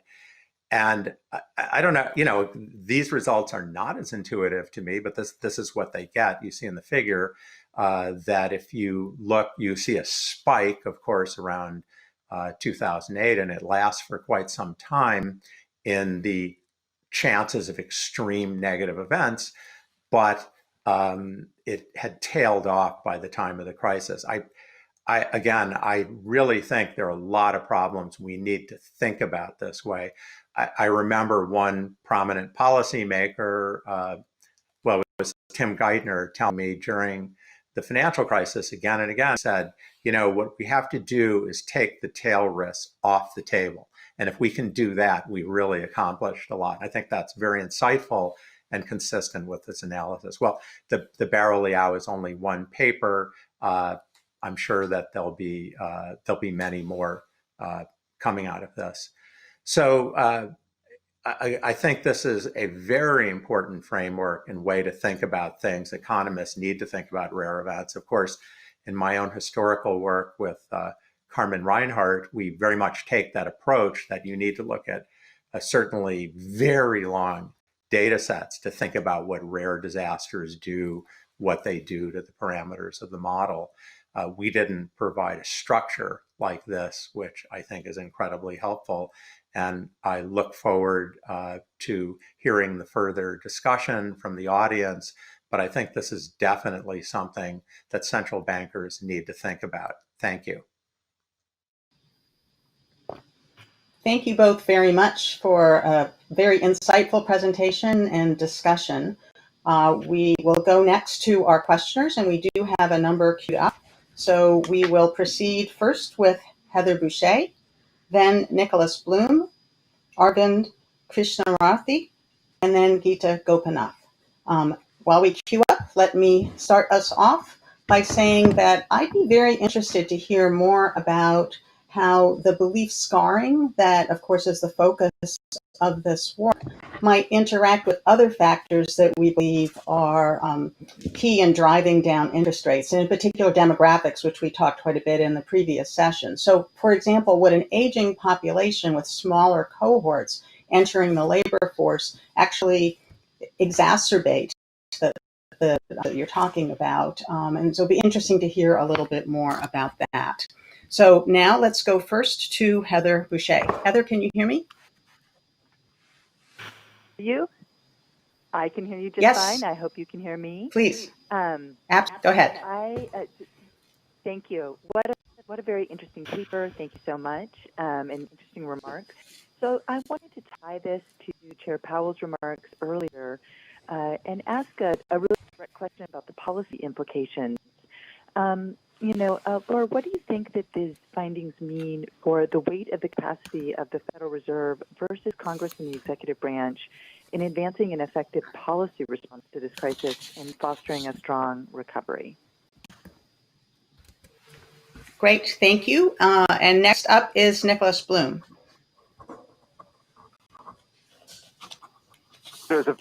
Nicholas, hi, Greg. yeah, I just please. wanted to say fantastic paper, and also, Ken, this discussion was excellent. My question was short, which is, to the extent to which there is belief scarring, is it a good or a bad thing? So if firms are more realistic about what's going to happen in the future and invest accordingly and market price accordingly, should we be worried about it, or in some instances maybe it is helpful to avoid mistakes in the future? Okay. Great, thank you very much. Next up is Arvind Krishnamurthy. Arvind, can you hear us? Yes. Hey, Laura. I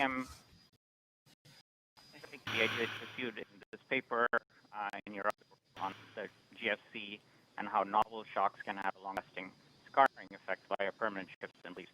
Now, I want to ask really about the application of this idea to the COVID recession. So, economic outcomes in COVID is really the result of the primitive shock, which is the pandemic, as well as the national health response to the shock. And I wonder if you can say more about which beliefs changed in this event. That is it the beliefs about the occurrence of primitive shocks, or is it beliefs about the ability of the healthcare system to deal with the shock? And I ask that question in part because we had experiences in other countries. I'm thinking now of South Korea and East Asia, which have had these types of events before, which seem to have dealt with the shock better. So should we think about the scarring as about your initial case, the die zero, or about COVID? Great, thank you very much. I'll read out three more names. I think we have time for three more questioners. So first, Geeta Gopinath, then Alan Blinder, and then Jan Hatsius. So Geeta, you're up. Hi. Yes, thanks, Laura. Great paper and presentation, and Ken, very nice discussion. Two short questions. One is in terms of the long run effect. You have something lasting very long. And I was, the question is, of course, you have newer generations that show up who haven't experienced this shock. And so they'll die away over time, as one might expect. Second, do rare events always have to be disasters? We are, for the first time, seeing progress on vaccines in a way that we have never seen before. If it turns out that there's going to be an effective vaccine that comes out in the very near future and it's effective, does that then shift the beliefs again? And then will that mean that the impact of this crisis will not be as negative as you portray? Thank you. Do rare events always have to be catastrophic, or can we focus sometimes on rare events that are actually very positive? Really, really great point. Alan Blinder, we'll go to you next. Alan? Hi, am I on? Can you hear me, Laura? Yes, can hear you. First, let me compliment Laura for the presentation and Ken for the discussion. That was very fascinating. Having said that, this is related to what Gita just asked you. Like many people, these horrible events have made me think about 1918, 1919, 1920. And when I think about that, I think that the roaring 20s, which included, among other things, the crazily buoyant stock market, followed not so long after, way before your graphs. Your graphs, they're not in front of me now, but they were going out a long, long time. So I wonder if you or Ken could comment on the aftermath of the devastating pandemic. Thank you. Great, thanks.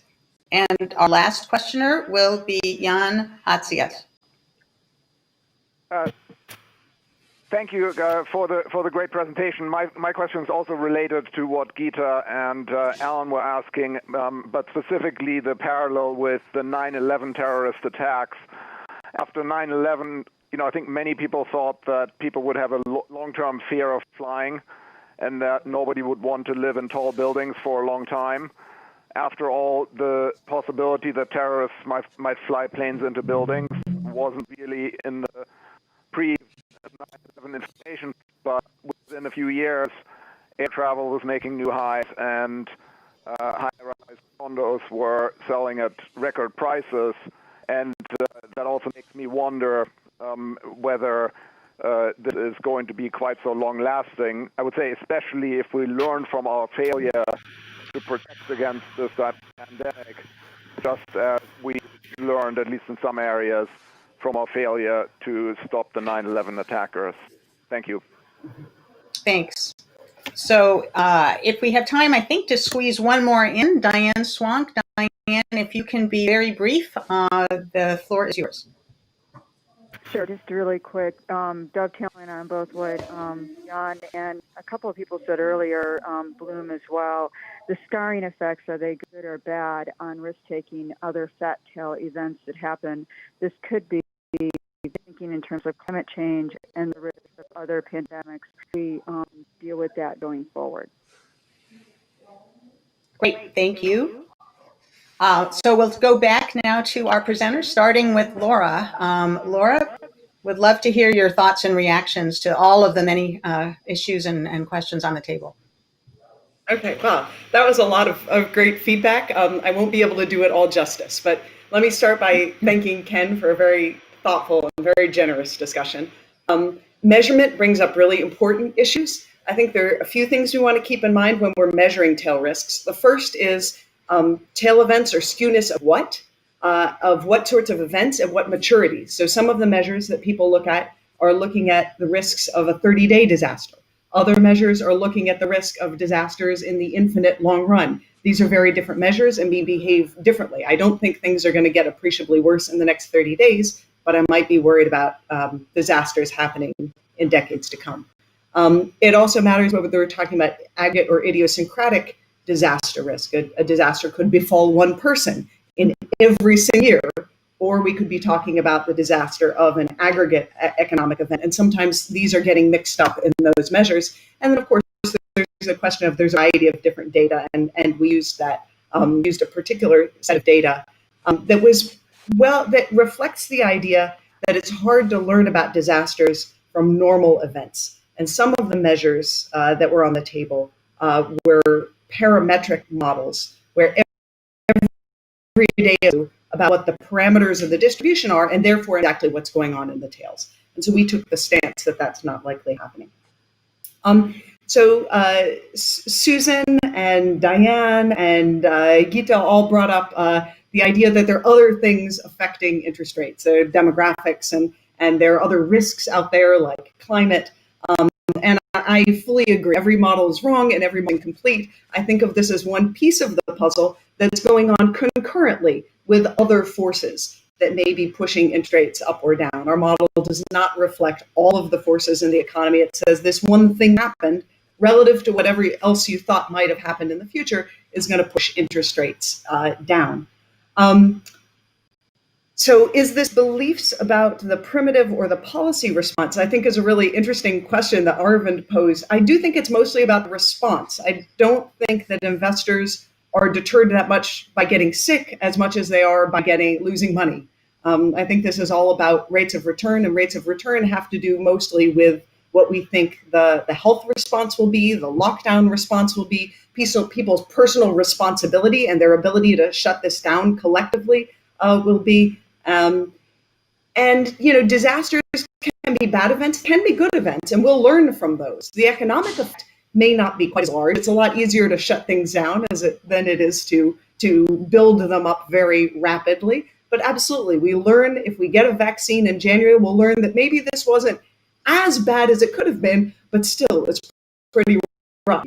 And then lastly, I'll take on the question of the investment boom, 9/11. There was an investment boom in the 1920s, and there's actually an investment boom in our model. As soon as we get that vaccine, there are all kinds of new industries that are thriving in the new. We're going to want to invest more in them, and the investment in the model showed that. It's just that in the long run, that quick recovery isn't sustained, and it returns to a longer run trajectory that's below the original level. As for returning to flying, we did do that, but notice that we had an enormous amount of security theater going on. I call it security theater because a lot of it, I think, was some of it designed to ensure that couldn't happen again, but even more of it was designed to make us feel like that could never happen again. So maybe we can stage effective pandemic theater in the same spirit that would prevent the adverse effects going forward. That's a possibility. Wonderful. Thank you very much. Let me now turn back to Ken. Ken, would you like to have the final word for this session? Well, thank you, Susan. Just a couple points. Obviously, the pandemic, we don't know what's going on, although I very much share Chair Powell's view that it's quite different than 2008. There's much more disaster relief going on here. But in terms of this paper, a big drop in the interest rates happened after 2008, a sharp and durable drop. Yes, there had been some gentle decline before then. And I think, this line of rare disasters needs to be taken into the mix, just demographics, which are very well predicted over the long term. And then lastly, on the scarring and tail risk, I think the average person isn't just worrying about another pandemic, but as Diane Swong said, they're starting to realize that stuff happens. And certainly some part of the population, maybe not the most risk-taking, but a larger part of the population's gotten a lot more nervous about this. Thank you. Well, thank you both, and thanks to all of the participants for another set of great questions. Really insightful, thoughtful perspective on some of the things we're grappling with and the long-term implications. We'll turn next to our final session, which will be a panel discussion.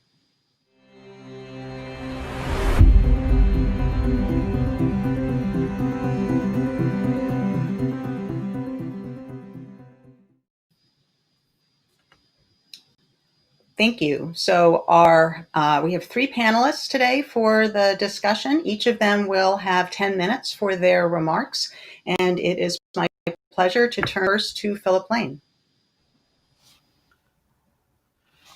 Thank you. So good afternoon, everyone. My intention in 10 minutes is to discuss the monetary policy measures taken by the European Central Bank in response to the pandemic shock, to offer maybe a stock take of progress to date, and also to outline the main challenges ahead. The nature of the pandemic shock called for an extraordinary response. And one way to think about it for the ECB is to think about it that response requiring three elements. First, to stabilize markets. Second, to protect credit supply in our bank-based system. And third, to counteract the negative effect of the pandemic on projected inflation. And of course, in order to deliver price stability, delivering stable markets and avoiding a credit crunch are essentially preconditions for the smooth operation of monetary policy. So if you go to the next slide, what this slide shows you in small font, you can look at it later, blow it up on your screen, is all of the policy measures. So you're supposed to take away from this the impression that we've done a lot of policy, individual policy measures in this period. But the flagship has been the PEP, the Pandemic Emergency Purchase Program, that was announced on the 18th of March. And that really plays a dual role. It definitely has been very important in market stabilization, but it's also a core part of our overall monetary policy stance. So in relation to market stabilization, the PEP, compared to our previous programs, was intentionally designed to maximize flexibility in terms of the geographic composition of asset purchases across both public and private asset classes and over time. So, often our programs would have a constant monthly pace, but that wasn't appropriate when the first goal was to stabilize markets. And the role of the PEP in stabilizing markets, if you like, was pretty quickly evident in the announcement effect on the 18th of March, which really showed the importance of the central bank stepping in, just as it has been true in other jurisdictions. I'm going to come to the role of the PEP in monetary policy in a little bit. Before then, I want to talk about the credit supply issue. Because, of course, when there's a big downturn, there's a clear risk of a credit crunch. Because, without the policy response, the pandemic was likely to both reduce the credit quality of potential borrowers and also increase the funding costs facing banks. So very much is important to counter this threat. And this is where our TLTROs came in. We eased the conditions on our targeted long-term refinancing operations, which strengthened the incentive banks to continue lending to the real economy. And we also, in the chart here, there's a lot of detail about our collateral measures, because to make use of that funding, there needed to be ease in offering collateral to the ECB. Now, these measures work together, and if you go to the next chart, what it's resulted in is a pretty big step up in our balance sheet over these months. Through the different programs. So it's really, again, illustrating in terms of how a central bank responds to a crisis, the value of the central bank balance sheet in responding to a shock in this way. Now, in terms of what's our assessment now, 6 months after the initial shock? I mean, we do think, as of now, we do see market stabilization. We do see the protection of credit supply, and we do think PEP is helping the overall economic outlook and supporting the inflation path. Now, of course, be a mistake or an error to attribute all that's going on to monetary policy. In fact, across all of these dimensions, fiscal policy has played a vital role. And of course, there's been very powerful complementarities between monetary and fiscal policy during this period. And I'll return to that point later on. So, has been important not just for sovereign markets, but also for private sector. Of course, the sovereign yields are so important in our system, and really the sovereign yields feed into the funding cost of corporates, households, and banks. And then the next chart shows you the dynamic of the GDP weighted average sovereign in the euro area. And what you see, the initial spike in mid-March, the come down quite a bit. But the different color codes there are different groups of countries, and you see there's been a big compression in the yield differentials across countries. And of course, this has allowed monetary policy to work on an area-wide basis. And of course, the yield compression is not just to monetary policy. I think the measures taken at the July European Council in terms of the EU Recovery Fund have been very important as well. Now, I think the market stabilization can also be seen in the payments. If you go to the next chart.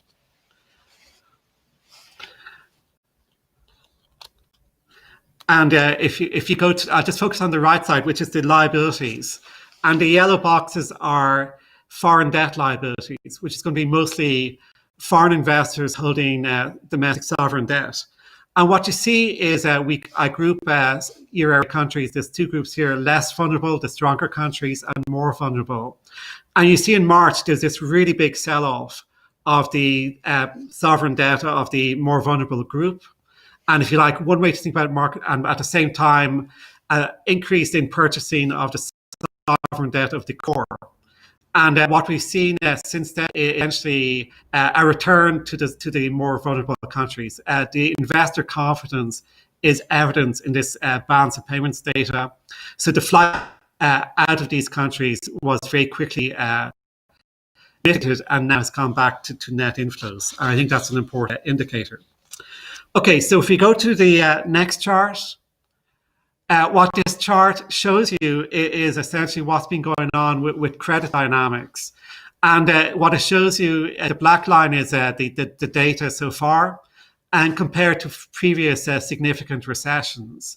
And what we've seen is that there's been a sustained increase in credit in recent weeks and months, which of course to some extent does happen at the start of a recession when credit lines are called in. But I think the persistence and the size of the increase in credit has been greater than normal. And again, to some extent, that must come back to our credit easing measures. Now, if you put all of that together, we do think it's consistent with the last session. A big contribution here has been to contain the tail risks that could have emerged if the pandemic shock also morphed into a major shock to the financial system. So I think that there was a success in containing those tail risks and also contributing to protecting the overall economic outlook. So let me turn to that last point about the economic outlook and what's coming down the tracks. Because, I mean, it's definitely, I'll try to talk through this chart now in a second. We do think the pandemic shock is a negative shock to the inflation dynamic, which on this graph you might think of it as jump from point A to point B. So if you like, that's the initial that there's a drop down in the projected inflation, and we did mark down projected inflation in our projection rounds this year. Now at that point, this graph is supposed to capture the choices we face. One choice is the yellow line, which is point B to point E, which is basically saying, look, we're at a lower point. It's going to take longer to get to the inflation aim, and let's just move gradually from now. So that yellow line is one possible path. However, I think that's costly because, of course, lower inflation and lower expected inflation, it raises the real interest rate.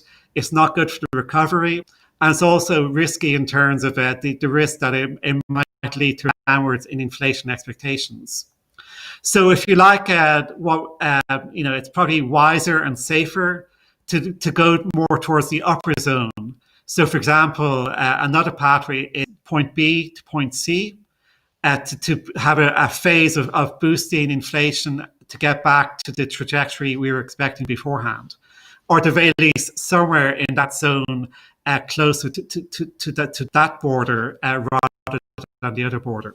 And that's essentially the motivation for the design of STEP. It's to create a kind of intense phase of asset purchasing to build the momentum in the inflation dynamic in order to allow us to be closer to that zone. And so, if you like, this a two-stage approach we have. One is to restore the momentum in inflation closer to that zone. And then after the pandemic is over, we return in the second stage to essentially the campaign to bring inflation towards our medium-term inflation aim. And that's essentially going to be our policy task. And as always, the Governing Council stands ready to adjust all of its instruments as appropriate. I think the last point very quickly I want to make is the complementarity with fiscal policy.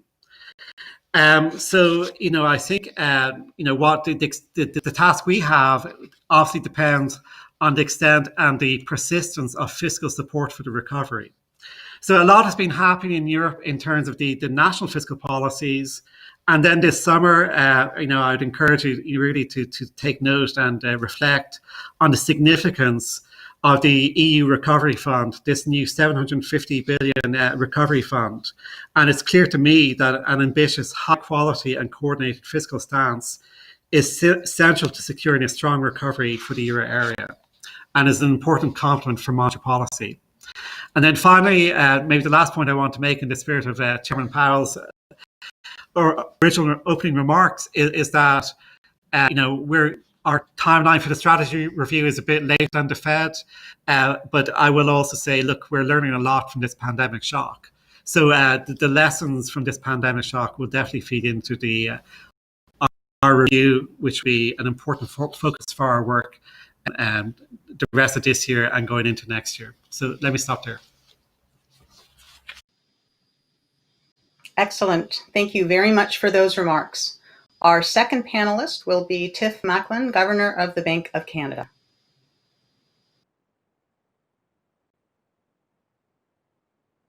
Well, thank you, Susan. You're doing a marvelous job this morning guiding us through this. And let me say what a pleasure it is to appear on this panel with Philip and Thurman. Philip's given us an excellent overview of the ECB's response and highlighted a few challenges moving forward. I'm going to drill down on one particular challenge. I last spoke in Jackson Hole in 2005, and then the world was dealing with a frightening coronavirus called SARS. My topic was the sea change in central bank communications and transparency in the Greenspan era. Today, we are discussing the policy response to a much more widespread and contagious coronavirus, COVID-19. And I want to talk about the need for a second sea change in central bank communications, from transparency with markets to more engagement with the public. We've started, but we need to accelerate. In a nutshell, we need to spend more effort speaking and listening to the citizens we serve. Diversifying our engagement improves our capacity to make better policy decisions and enhances our legitimacy as public institutions. That is more important now than ever as we grapple with COVID-19 and the harsh economic consequences which are affecting everyone. And it's going to be critical in the future as we tackle important structural changes to our economies arising from COVID-19. And that applies to the structural changes that COVID-19 is amplifying, things like digitalization, inequality, and debt accumulation. While the SARS pandemic didn't have lasting impacts in 2005, the 2008 subprime crisis certainly did. And our economies, they eventually recovered, but societal scars remain. When too big to fail global banks were bailed out and struggling homeowners weren't, it stoked the belief that the system is rigged and that globalization benefits a few at the expense of many. This contributed to the broader decline of trust in public institutions and experts and a rise in populism. These trends are affecting our jobs as central bankers. The last 15 years have also seen a profound change in how information is shared, consumed, and debated. The internet has slashed the cost of communication. This has disrupted traditional media and led some people to get more of their news from alternative channels and social media. Many had hoped that the democratization of information would make us all better informed. Sadly, too often this is not the case. While the internet and social media have vastly broadened access to information, they're also awash with misinformation, echo chambers, and conspiracy theories. These are often pushed by bots and trolls, sometimes for nefarious purposes. Against this background came the pandemic and its devastating economic impacts.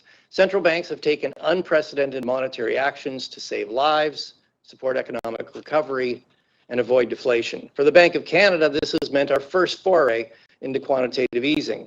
Central banks are conducting unconventional policies alongside extraordinary fiscal stimulus. And this is challenging public perceptions of our operational independence. So it's more important, yet harder, for central banks to be trusted sources of information and analysis. The imperative is to step boldly beyond market transparency and engage with the public to explain how our actions serve our economy-wide objectives. This means listening to more people, understanding their perceptions, accurate or not, factoring in broader public views in our policy decisions, and communicating with people on their terms, not ours. Let's remind ourselves why this matters. First and fundamentally, we're all public servants. The public has a right to understand what we are doing, and we need to be accountable for our actions. Second, we know that monetary policy works better when people understand it. And third and related, many central banks are now at the lower bound for their policy interest rate. In this situation, it's more essential than ever that household inflation expectations remain anchored on our target so we can lower real interest rates. And we can influence those expectations with our commissions. That's why central banks, including the Bank of Canada, are providing unusual forward guidance on our policy rate paths. And there's a final existential reason why this matters. Without public understanding and support for independent central banks, we risk losing the public trust that is so core to our mission. Back in Greenspan's time, central banks didn't put much effort into tailoring messages to the public. Instead, we relied on the media to speak to market participants and economists, and then interpret our messages for the public. Andy Haldane has described this as speaking only to men, markets, economists, and news agencies. This practice hasn't been entirely effective. A recent NBR working paper showed that news articles about monetary policy are only about half as persuasive in molding inflation expectations when compared with communications that come straight from the central bank. The best way to get our message to the public is to deliver it to them ourselves. Central banks have been moving towards more direct public engagement. We can all learn from the Fed Listens program, as well as the Bank of England's citizens panels and community forums. And you heard Chairman Powell this morning speak to how powerful the Fed Listens program has been. Around the world, central banks are using museums, social media, podcasts, even reggae songs to tell their stories to citizens. The Bank of Canada, like others, has taken steps to sharpen its public communications. We publish layers of content aimed at different audiences, produce short animations to illustrate the main points of our flagship publications, and we promote these across social media channels. We also use readability tools to ensure that public speeches are not too complex. After all, even an audience as expert as this one is more likely to lose my attention if I sound like I'm reading a PhD thesis. So hopefully that's not what I sound like. Further, we're working hard to make our communications more relatable to people's everyday lives. Let's use the pandemic as an example. COVID has caused a huge disinflationary shock. But we need to recognize that many people don't feel like inflation is falling when food price inflation is running at almost 3%. People should know that we're taking this into account when we take monetary policy decisions. Indeed, Deputy Governor Larry Shembry devoted an entire speech to this topic earlier this week. A key to enhancing our relatability is listening, engaging the public in conversations. The pandemic has precluded many traditional events where these conversations normally take place, So we're trying to be nimble with technology to engage stakeholders, including the public. And this week we just launched an online campaign called Let's Talk Inflation. We want to hear from Canadians across the country. It's part of our effort to reach out to all Canadians before the bank renews its agreement with the Canadian government on the monetary policy framework in 2021. We know there is a clear correlation between increase and higher levels of trust. This correlation demands that we devote more effort to economic and financial literacy. To that end, Bank of Canada replaced one of its expert publications with a more accessible digital magazine.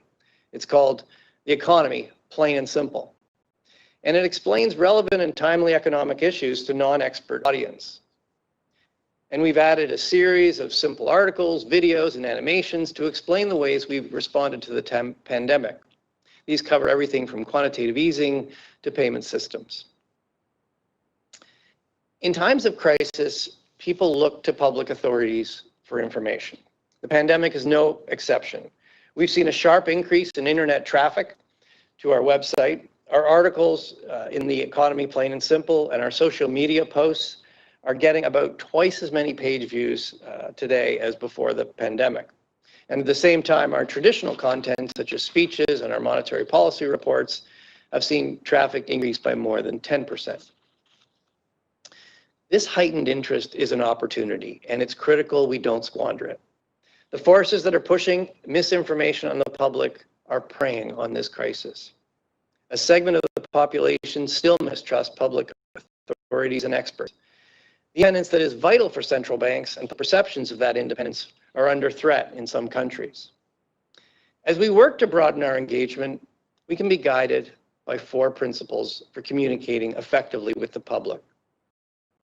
The first principle is to tell a story that is coherent, consistent with incoming data and over time. Second, public communication should be clear, in plain language, and free of jargon. People should be able to understand what we say always. The third principle is to make public communications relevant and relatable. We should speak to people as public servants and peers, not as oracles delivering messages from an ivory tower. The fourth is to listen. We need to find out and understand what is preoccupying the public, including the perspectives of communities and groups that we have not been very good at reaching. And we need to address those preoccupations. Let me conclude. We've been asked to suggest legacies of the pandemic. These legacies are numerous and far-reaching. Toll of lives and livelihoods lost, the foregone economic output, social upheaval, changing trade patterns, and lasting debt burdens. As we confront these and other legacies, let's make another legacy, a deeper relationship between the central bank and its citizens.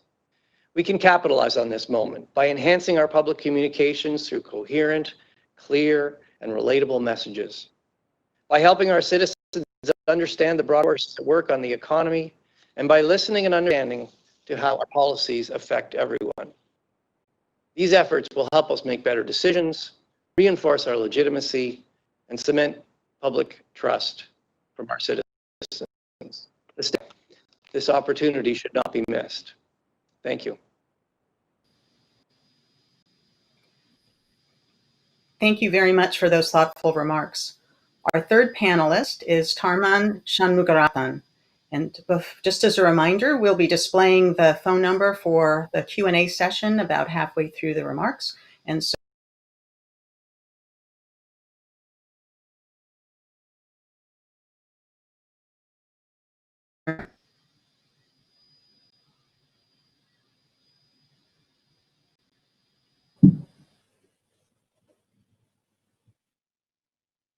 Okay. Thanks very much, Susan. I'm coming in from a different angle. I'm a central banker. I'm also very closely involved in public policy, in tackling the COVID crisis, but also a range of economic and social policies that are aimed at tackling the trends that predated COVID and are going to outlast COVID. and that make our tasks especially challenging and especially complex at the current moment. We are past the first phase of tackling the crisis. We are past the phase of focusing singularly on avoiding the extreme downsides, massive unemployment, large wave of bankruptcies, particularly among smaller firms, and avoiding a self-reinforcing spiral of declining income and a loss of confidence. But we're not yet clearly into a second phase. We are in transition. And it's a critical transition in public policy, because we know we're not going to go back to the shape of economy that we had pre-COVID. We're not going back to the same world. We know that at the heart of today's cyclical downturn or slump in the economy, we are already seeing structural forces at play. A structural reorientation of an economy in the midst of a collapse of unprecedented cyclical dimension. And that complicates our task greatly. We know the economy is already changing. It's not a hypothetical issue. It's already changing. The shape of demand is changing. The shape of jobs are beginning to change. The shape of supply chains are changing. So the complexity we face in this transition is that we still have to tackle a recession. We're still in the midst of tackling a deep recession all over the world, but we're also having to re-gear our labor markets and our economies for a different structural future. And we can't simply port over one phase to another, because the reallocation of resources, the reallocation of manpower and resources that will enable us to land in a different place, enable us to prepare ourselves well for a new structural future, doesn't happen automatically. So we can't be premature in our withdrawal of support for firms and jobs in the short term and simply expect that markets will be able to reallocate resources in the right direction. But it's also complicated for another reason, besides the fact that we are moving to a new structural future. The other reason is that we are also challenged by pre-existing things that we inherit and that complicate today's task, but will also complicate tomorrow's task. And those are the fundamental trends we've discussed in the last session. And in fact, Chairman Powell talked about it, the long-term decline in productivity growth and the consequent stagnation of median incomes in a range of advanced societies. We know a lot about the stubborn inequalities in the labor market. We also know about the broader underpinnings of the social divides that we're seeing in a whole range of societies, the slowdown in social mobility, and just that sort of growing gap between people in the labor market as well as in communities. So we have to think about our central challenge as we move from this first phase into preparing for the future. The central challenges are around jobs. First, we've got to avoid a prolonged period of high levels of unemployment. And it's a very real prospect. It is not at all assured that we will get a return of tight labor markets, even with traditional macroeconomic policy being properly applied. It's not at all assured. Second, we've got to redress that. We've got to defy that secular decline in productivity growth and the consequent stagnation in median incomes in a whole range of societies, particularly in the advanced world. And thirdly, we've got to tackle job polarization. We've got to tackle that widening, the growing disparities in the nature of jobs and in wages in the labor market. And it's not at all assured that we can do each of these three things as well as three things together. Historically, and in economic history, there were some very long periods where we were able to achieve all these three things. One of the basic features in economic development, the which Arthur Lewis and others talked about, and it became a stylized fact, that you can get productivity growth in one sector that leads to labor being shed, but the labor that's shed moves on to another sector which has higher productivity. And that's how low-income countries became middle-income, and it's how middle-income countries became advanced economies. It's the fact that labor was being reallocated to higher productivity sectors. But the new stylized fact is a reverse Lewisian movement. It's where when labor is shed from industries that are dynamic and are at the highest end of the productivity ladder, labor is moving down into low productivity, low wage work in a whole range of advanced economies again. And that's what's led to job polarization. And that's at the heart of labor market inequalities. In fact, the main engine of job growth in the United States and in a range of other economies has really been the growth of what we broadly call personal services and domestic services, food services, cleaning, security, and a range of other domestic sector services, generally low paid, generally lower productivity. So that's the first stylized fact. It's that reverse Lewisian movement. But COVID has introduced a major disruption, even with regards to job polarization, because the bottom end of the barbell is now much less secure and is also disappearing, because that receptacle for manpower that was moving away from higher productivity and industries that are upgrading, that receptacle in domestic and personal services is now shrinking. Remote work, telepresence, the fact that meeting actually here rather than traveling and meeting in a conference together, all of this, every dimension of telepresence is shrinking that very important receptacle that existed in the labor market. Not a well-paid receptacle, in fact, a poorly paid receptacle, but there were jobs. And that's now disappearing. And fundamentally, we are not sure anymore that there will be enough jobs in the future economy. And we are not sure that merely having a revival of productivity growth is going to generate enough jobs. It's not a given. It's not going to happen automatically. And we have to apply our minds in public policy towards making sure that we will have enough jobs and we will have good jobs once again. And it's a function of fiscal policy especially, which needs to be repurposed, and it's a function of collective actions between the public and private sector and the community sector. And I'll highlight just very quickly a few key areas of policy that deserve very focused attention.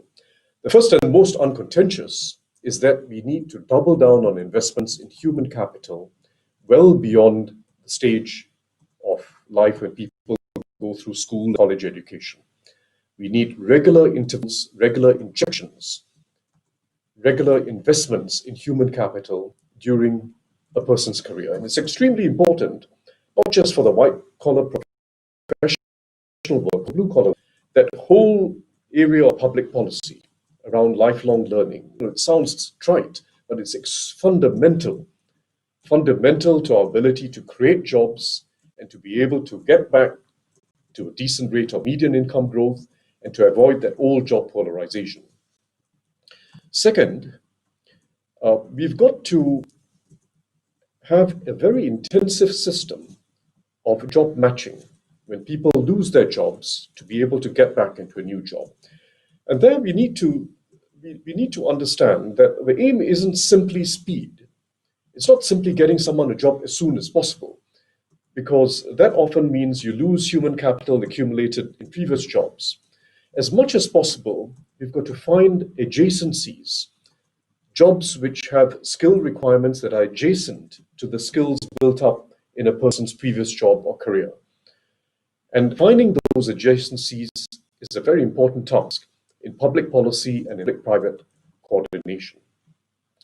We know that we've got to avoid long periods of unemployment. We know about hysteresis, and it's real. It's a depreciation of skills, also the depreciation of morale that easily sets in. So we can't take too long to find new jobs for people. But we've got to find new jobs that, as intelligently as possible, match the human capital that they've accumulated and not put it to waste. Thirdly, it's going to take a while, given the sheer uncertainties that we face today. It's going to take a while before permanent job hiring comes back on an adequate scale in most societies. And we do have to find ways of incentivizing firms and industries that are not engaging a lot more people, not hiring a lot more people, incentivizing them to take on people on traineeships. And this refers not just to the youth apprenticeships that some countries have, but apprenticeships or traineeships for people mid-career, including mature workers, people in their late 40s and 50s.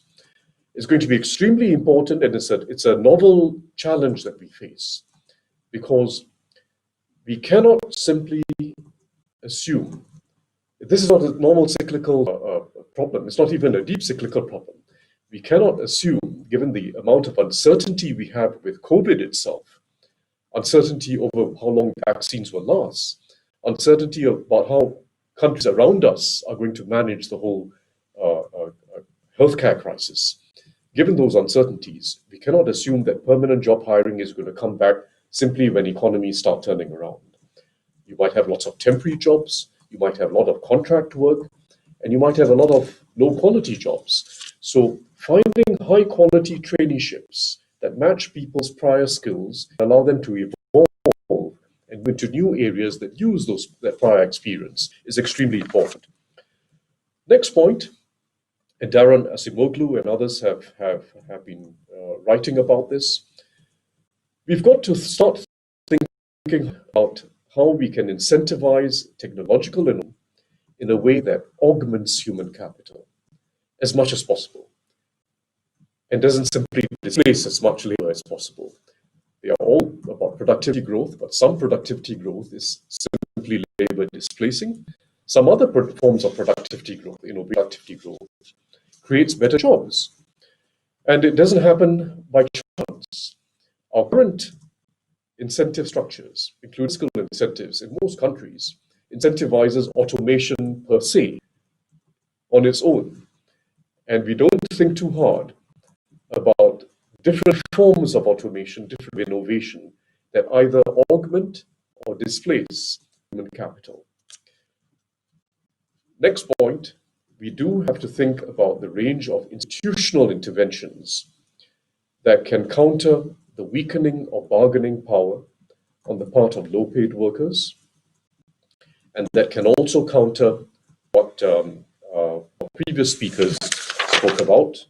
That was Ufuk Afsijit, and several other people have been working on this, countering the monopsony power of firms, countering that decline in bargaining power of workers that also comes from increasing concentration of firms, which we heard about in the earlier session.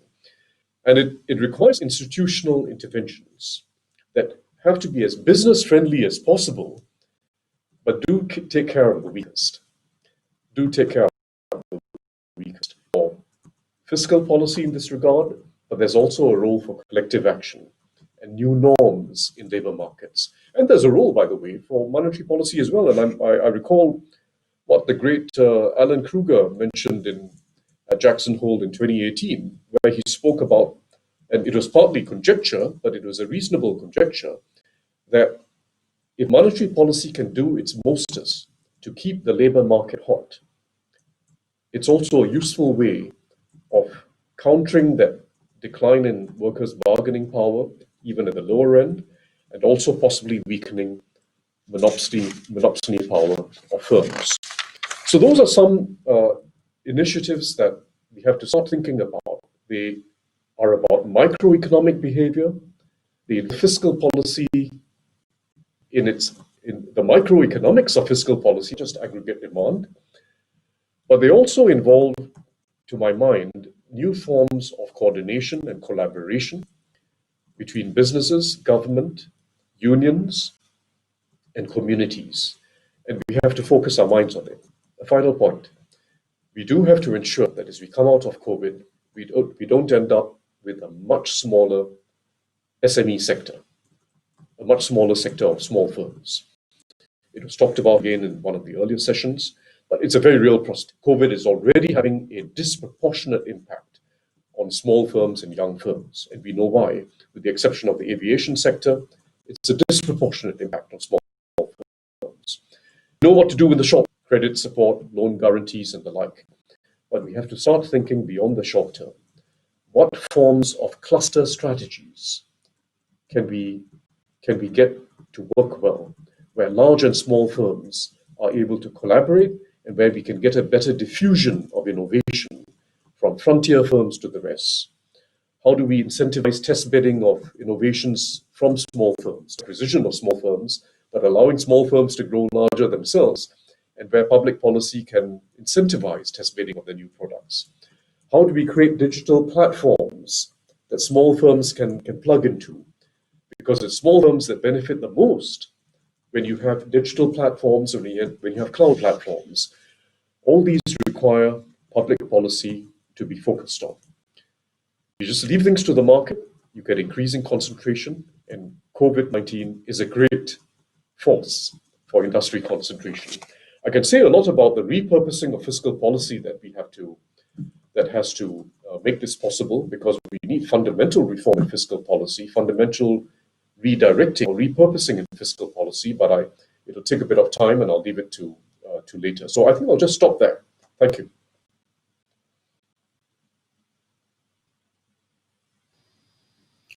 Excellent. Thank you very much. Three quite different perspectives on crisis management, each of which certainly took into account and was very thoughtful about the longer term trends that we're seeing, from structural trends to issue trust, and a number of comments related to public engagement, which of course harken back to the discussion that we started this morning's session with.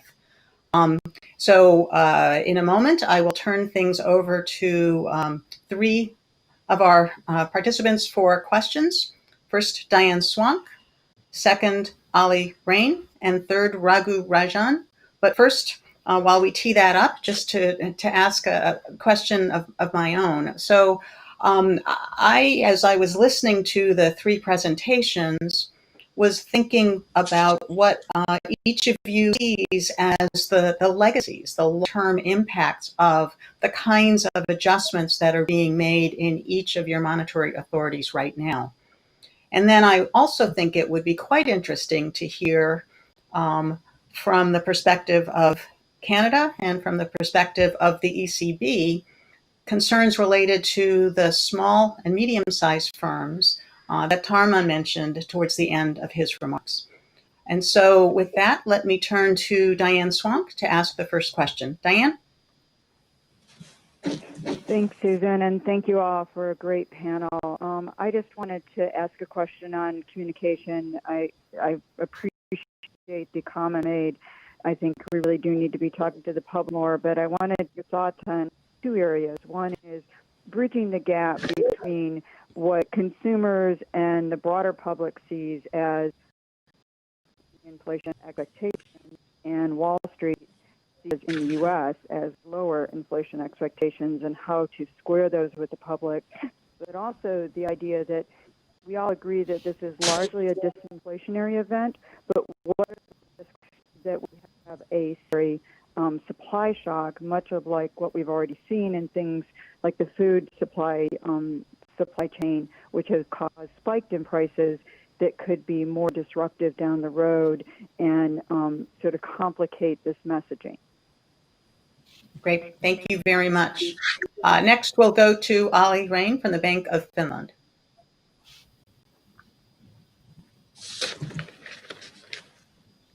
Can you hear us? Philip's excellent remarks on the effect of the stronger monetary policy stimulus on productivity, long-term productivity. I very much agree with Philip that setting up of the PEP program at the very early stage of COVID-19 expressed and resulted from the commitment of the ECB Governing Council to react quickly and forcefully to the crisis, and also that the flexibility of the program had been a key determinant of its effectiveness. Now, against this backdrop, a more long-term question concerning of productivity of this here and in the United States. Great. Thank you very much. We have time for two more questioners. We'll go first to Raghu Rajan and then Randall Krosner. Raghu?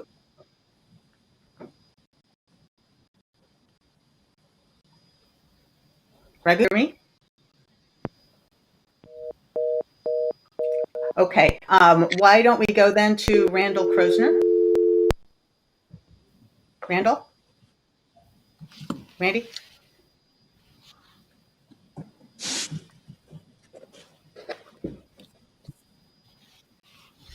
Randy, can you hear me?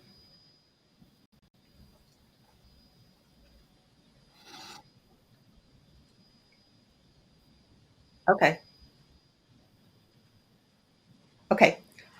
So at this point we have, we're almost at the time when I was about to turn things back over to our panelists. There are many different perspectives on the floor in addition to the questions that we've posed at the end. And so I'm going to go back in the same order that we started.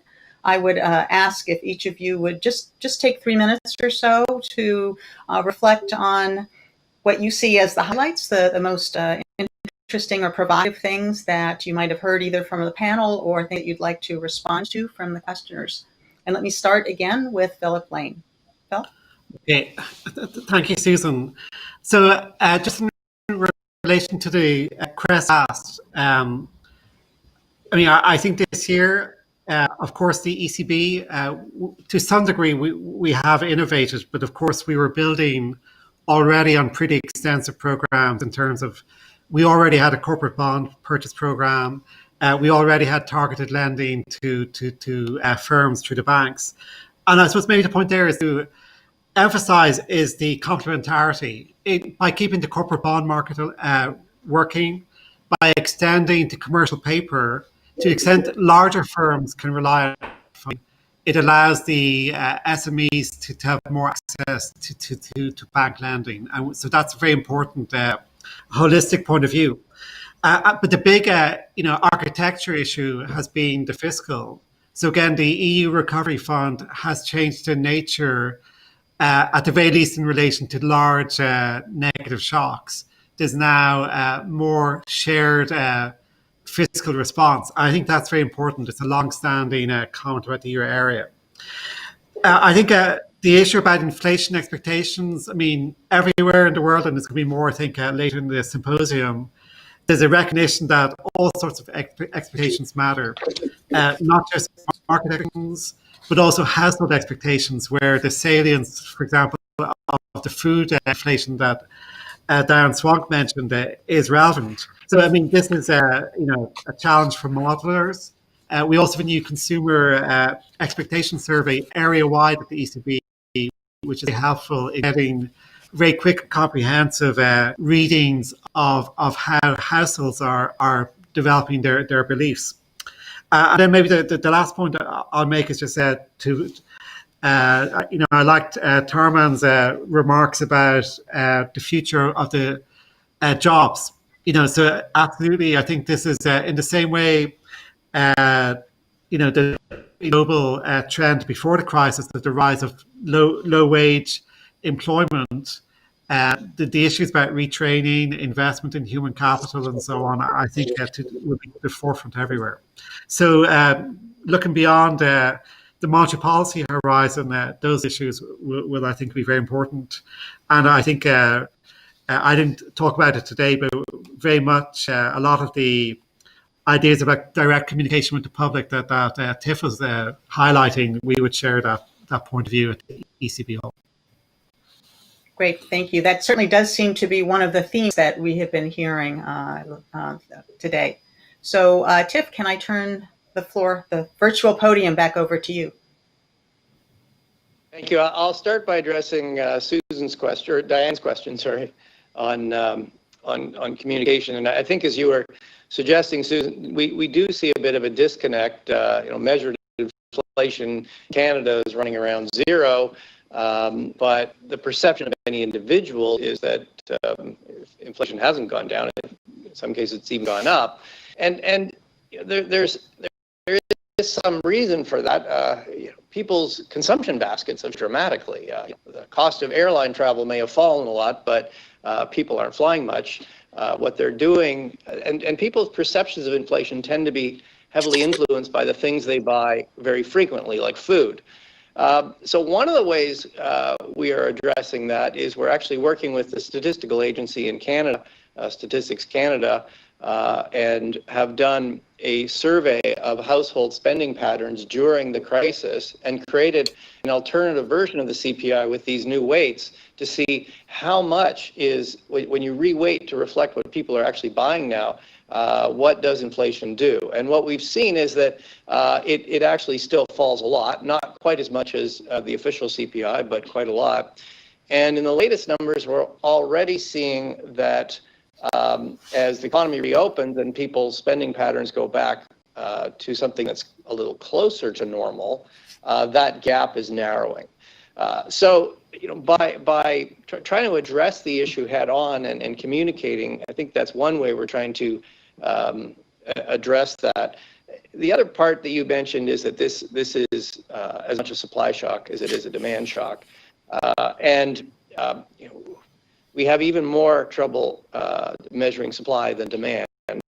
So there's a lot of uncertainty. I think our approach to that one is to try to be as transparent as we can about our estimates of the supply impact.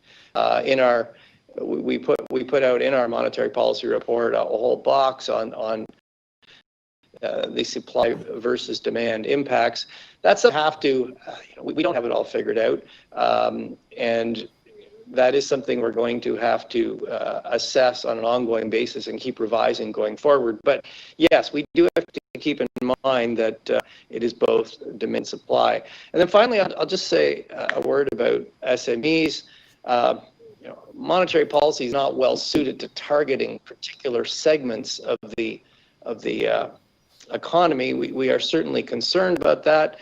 The reality is Canada's doing a reasonably good job of controlling the virus. The economy's reopening, but not all not all SMEs are going to be able to reopen. In particular, ones are in sectors that restaurants or hospitality where people need to be close together. It's going to be very difficult for them for a long time, and I think that really reflects our view of the broader pattern of this recovery. We are seeing now some very impressive rebound numbers as the economy reopens. That's a really good thing, but not all parts of the economy are going to be reopened for some time. And so we expect after this first phase, it's going to be a pretty long, bumpy phase. And as Tharman, as Chairman Powell emphasized, it's going to be really important for monetary policy to support through the whole long recovery. Thank you very much. Thank you. And let me shift now to our third and final panelist, Tharman, if you would like to offer some closing remarks and thoughts before we end. Sure. Thanks, Susan. Just 3 quick points. First, it was bad enough that we've had a few decades in several advanced economies of a growth of jobs that were low wage and low productivity and low security. That was bad enough. What's even worse is not having enough of such jobs. And what we have to do is to both get people back into work, but also get them into something better than that barbell structure. And it's not going to happen if we simply leave things to the market. I think the scope for monetary policy to address this is limited. What monetary policy has to do is to try its best to achieve a tight labor market. But as Chairman Powell was mentioning earlier on, or implying, if we leave it only to monetary policy, monetary policy is also going to be much less effective and can have some counterproductive effects over time. It's far from an optimal mix of monetary and fiscal policies today. And I'm not just talking about the size of fiscal deficits or how much government debt we tolerate. And those are the aggregate concepts. We have to move away from thinking about the aggregate fiscal stimulus and about sustainability in aggregate terms, which might have been appropriate when you're tackling a crisis, deep as it is.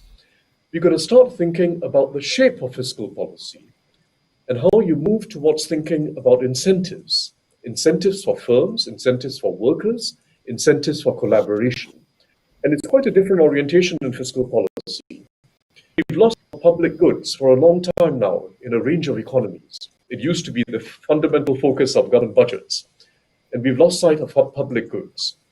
And they're greatly underinvested in both the advanced and the emerging world.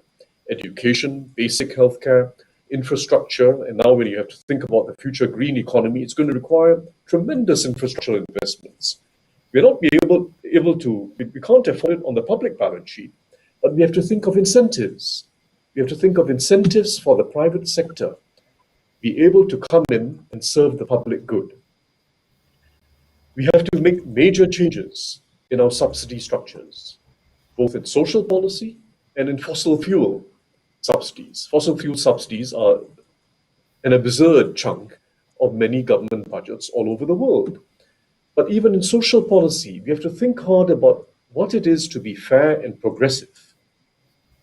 What is it really about, being fair and progressive in fiscal policy? And it requires a fair bit of thinking. And finally, I this particularly with regard to the country you're sitting in, but there are some other countries as well. Healthcare financing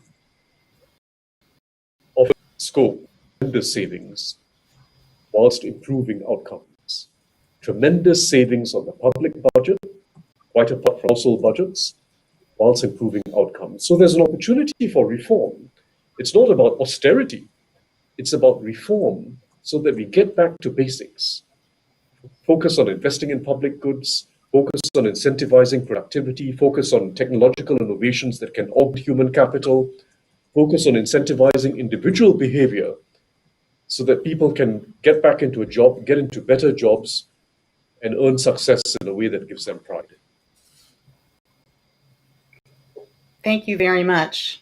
We have heard three very thoughtful, insightful perspectives on crisis management, and I hope you as well saw the links and ties with some of the themes that we touched on in all three of the earlier sessions from today, related to public engagement, communication, issues of longer-term trends, from structural trends to issues of trust, and the need for monetary policy to partner with fiscal and other types of policies in terms of having the kind of outcomes that, of course, we are all looking for. So with that, let me thank both our three panelists for a really interesting session. I'd also like to thank all of the presenters today and the participants, especially those who asked such thoughtful and interesting questions, and all of you who have finished the first public version of the Jackson Hole Symposium. We will resume tomorrow morning at 8 a.m. Central Time, that's 9 a.m. Eastern Time, and continue with the discussion related to the dynamics over the decade for monetary policy. Now, if we were actually in Jackson Hole, and I certainly, and I'm sure many, if not all of you, wish we were, we would be adjourning at this point to go hiking or kayaking or just enjoying the absolutely beautiful Tetons. But also we would be adjourning to continue the conversations that we've started as part of the sessions and the discussions we've had today.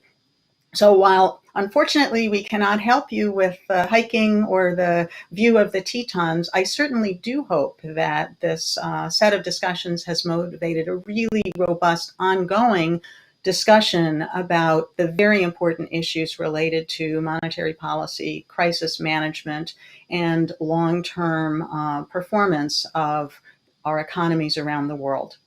And so with that, the first session of the Jackson Hole 2020 Symposium is adjourned. Thank you very much for joining us.